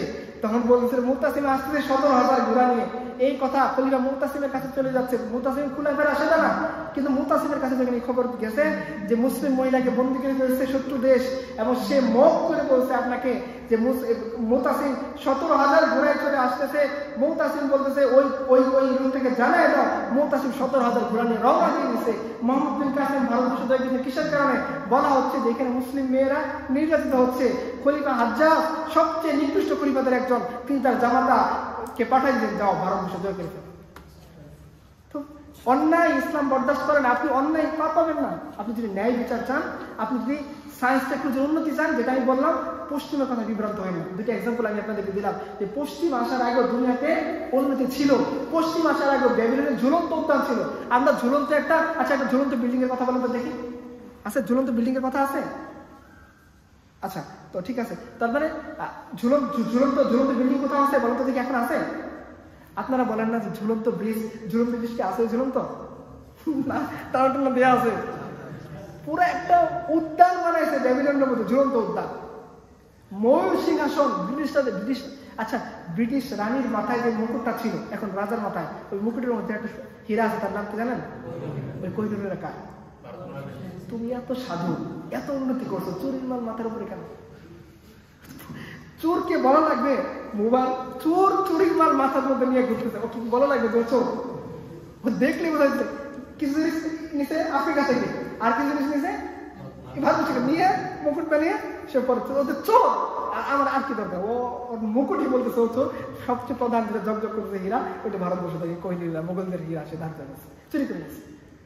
তো তার মানে ইসলাম আমরা মডার্ন সমাজ মনে করি ইসলাম মানলে মনে যে শুধু হুজুর, শুধুমাত্র যে দরবেশের মতো করে ঘুরতে হবে, খানকায় না, এরকম না। হ্যাঁ, কিছু মানুষ খানকায় থাকবে, মেহনত করবে, কিছু মানুষ দাওয়াত কাজ করবে, কিছু মানুষ হুজুর হবে, কিছু মানুষ প্রযুক্তিবিদ হবে, কিছু মানুষ রিক্সাও থাকবে, কিছু মানুষ প্রশাসক হবে। এই হবে সুন্দর একটা সমাজ। এই সমাজের মৌলিক বুনিয়াদ হচ্ছে আদল ইসলাম। পশ্চিমের কাছে আমরা না তাকাই। একবার একটা কবিতা বলে শেষ করতে উনি বলছেন যে আপনি মিল্লাত পার কিয়াস আকওয়ামে মাগরিব সে না কর খাস হে তারকিব মে কওমে রাসূল হাশিমি, যে তুমি তোমার পশ্চিমের সাথে মিলিয়ে উন্নতির কথা চিন্তা করো না। খিরা না কর সকা মুঝে জলওয়া ये दानी से फरंग सुरमा था मेरे आंख का खाके मदीना व नजफ। উনি বলতেছেন দেখো আমিও পশ্চিমে ঘুরে এসেছি। পশ্চিমে তিনি বিএসসি করছেন, পশ্চিমে তিনি পিএইচডি করছেন। উনি বলছেন দেখো আমিও পশ্চিমে ঘুরে আসছি। পশ্চিমে শুধু উলঙ্গপনা, বেহায়াপনা, পশ্চিমে মানবতাবাদ বলে কিছু নেই, পশ্চিমে মানুষের কোনো অধিকার নেই, শুধু নোংরা, উলঙ্গপনা, বেহায়াপনা। ওই অবস্থায় নিজেকে বাঁচাইছে কি দিয়ে? বলছে কি দিয়ে? ইকবাল বলতেছেন যা সুরমা থা মেরে আঁখ কা খাকে মদিনা ও নজফ। ওই পশ্চিমের চোখ ধাঁধানো সায়েন্স অ্যান্ড টেকনোলজির ঝলকানি থেকে আমি নিজেকে বাঁচাইছি। আমি মদিনার মাটি দিয়ে নিজের চোখের সুরমা বানিয়ে চোখের মধ্যে পরে রাখছিলাম, যার কারণে পশ্চিমের সায়েন্স অ্যান্ড টেকনোলজির ঝলক আমার চোখকে ঝলসা দিতে পারিনি। আমি ইসলামের পরিচয়, ইসলামের মধ্যে সব আসল নাই। পশ্চিমের ঝলকানি দেখে আমরা মনে না করি যে পশ্চিমের আগে দুনিয়ার কিছু ছিল না। পশ্চিমের আগে ছিল, যার এক্সাম্পল বেবিলনের ঝুলন্ত উদ্যান। পশ্চিমের আগে ছিল রেড ইন্ডিয়ানরা যখন প্রযুক্তির ক্ষেত্রে ডেভেলপ ছিল, ওদেরকে গিয়ে ভাস্কো দা গামা এরা মারছে, মেরে ওই আমেরিকাকে একটা মানুষ আমেরিকান নেটিভদের মেরে ফেলছে, নেটিভ তারা দাস বানাই ফেলছে, নেটিভদের দাস বানিয়ে ইউরোপে নিয়ে গেছে। এরপরে এই অঞ্চলটা দখল করে নেটিভদেরকে মেরে তারা আমেরিকা বানাচ্ছে। আমেরিকা আদতে একজন আমেরিকান না, সব মাইগ্রেট করা বাইরে দখলদার। এরপরও তারা যদি আমাদেরকে শেখায় যে তোমরা খারাপ, তো তোমরা কার, তোমাদের তো কোনো পরিচয় নেই, আমরা তো এই ভূখণ্ডের লোক, এই জমিনের লোক, আমরা কোনো ভূখণ্ড দখল করে সর্বা স্বাধীন তোমাদের কাছে। আর তোমরা কি করছো? ভূখণ্ড দখল করছো, ভূখণ্ডের মানুষদের মারছো, তাদের সভ্য থেকে ধ্বংস করে দিয়ে ওদেরকে ঘুরিয়ে দিয়ে এরপরে তোমরা রাজত্ব শুরু করছো। মুসলমান এরকম করছে কোথাও? মুসলমানরা দেখে গেছে, স্পেনে যাওয়ার পর স্পেনের সৌন্দর্য বাড়াই দিয়েছে, ভারতবর্ষে আসার পর ভারতবর্ষের সৌন্দর্য বাড়াই দিয়েছে, চীনে যাওয়ার পর আফ্রিকাতে যাওয়ার পর আফ্রিকার সৌন্দর্য বাড়াই দিয়েছে। কি না করছে মুসলমান? তোমরা মুসলমানদেরকে কোনোভাবে ব্রেন দিতে পারবে না। হিস্ট্রি আমাদেরকে যদি তারা ব্রেন নিতে পারে, কারণ একটা আত্মপরিচয়ের বড় একটা সংকট তৈরি হচ্ছে আমাদেরকে। আমাদের জানতে হবে আমাদের হিস্ট্রি কি ছিল, আমরা কারা ছিলাম, কোথেকে আসছি, কিভাবে বিবর্তন। একটা প্রশ্ন করে দিবে ওই যে আসামের মতো যে তোমরা এই দেশের নাগরিক না, এনআরসি নাগরিকত্ব কেড়ে নিবে, এখন তোমরা চলে যাও, এরকম যাতে না হয় আমাদের জানা থাকতে হবে। আপনারা শিক্ষিত মানুষ, এই কথাগুলো বলা হচ্ছে এই জন্য যে ইসলাম সব দিকের সলিউশন, ইসলাম সব দিকের উন্নতি যেটা বলেন সে সত্যিকার অর্থে যেটা উন্নতি, পশ্চিমের উন্নতি না, কিন্তু সায়েন্স অ্যান্ড টেকনোলজির উন্নতি না, ওভারঅল যেটাকে সত্যিকার অর্থে উন্নতি বলা যায় সেটা একমাত্র কোথায় আছে? ইসলামের মধ্যে আছে। আল্লাহ তাআলা আমাদেরকে সেই ইসলামের উপরে বাঁচা এবং সেই ইসলামের উপরে মরা তৌফিক দান করুক। আমরা যাতে ওমরের মতো বলতে পারি রাদিতু বিল্লাহি রাব্বাও ওয়া বিল ইসলামি দীনাও ওয়া বি মুহাম্মাদিন সাল্লাল্লাহু আলাইহি ওয়াসাল্লাম নাবিয়্যু ওয়া রাসূলা ওয়া সাল্লাল্লাহু আলা নাবিয়্যিনা মুহাম্মদ ওয়া আলা আলিহি ওয়া সাহবিহি আজমাইন। আসসালামু আলাইকুম ওয়া রাহমাতুল্লাহি ওয়া বারাকাতুহু।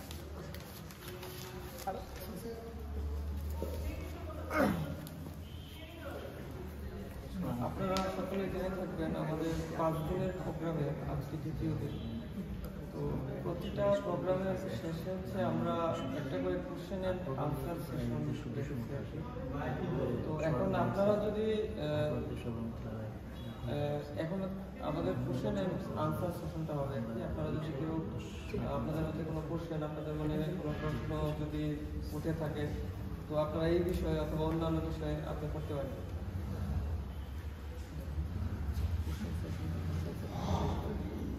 ভাই, একটা গুরুত্বপূর্ণ বিষয় হলো, আপনারা জানেন যে এখানে দাউদ হক একাডেমি আছে, এখানে আমাদের ইউনিভার্সিটির স্টুডেন্টই শুধু আছে ফিমেল 100, এবং প্রোগ্রামগুলোতে 150-200 মতো আসে আমাদের জাহাঙ্গীরনগর। এর আগে সোহাগ ভাই আসছেন, আরও বড়রা আসছেন। তো ওনার প্রোগ্রাম ওখানে সেট করা 3:30টায়। তো আপনারা যদি একটু অনুমতি দেন, কারণ যাইতে 10 মিনিটের মতো লাগবে, তো প্রশ্নোত্তর পর্বটা থাকতে পারে। আমরা ওনাকে আরও পরে নিয়ে আসবো ইনশাল্লাহ, সমস্যা নেই। তো আপনারা অনুমতি দিয়ে দেন ইনশাল্লাহ। আমাদের ইসলাম দরকার আছে, আমাদের বন্ধুদের ইসলাম দরকার নাই। ও হাফ প্যান্ট পরে 3/4 পরে ঘুরতেছে। তো আপনি যতই পাক্কাই মনোলা হন, একসময় না শয়তান ধোঁকা দেবে। এবং আমাদের দিনে আসার সোর্স অনেক আছে। জুমার নামাজ, আমরা খতিব সাহেবের বয়ান শুনি, ভাই আছেন ওনার কথা শুনলাম, 7 দিনব্যাপী প্রোগ্রাম চলতেছে। কিন্তু মেয়েদের দিন শেখার সোর্স আমাদের দেশে একেবারেই কম।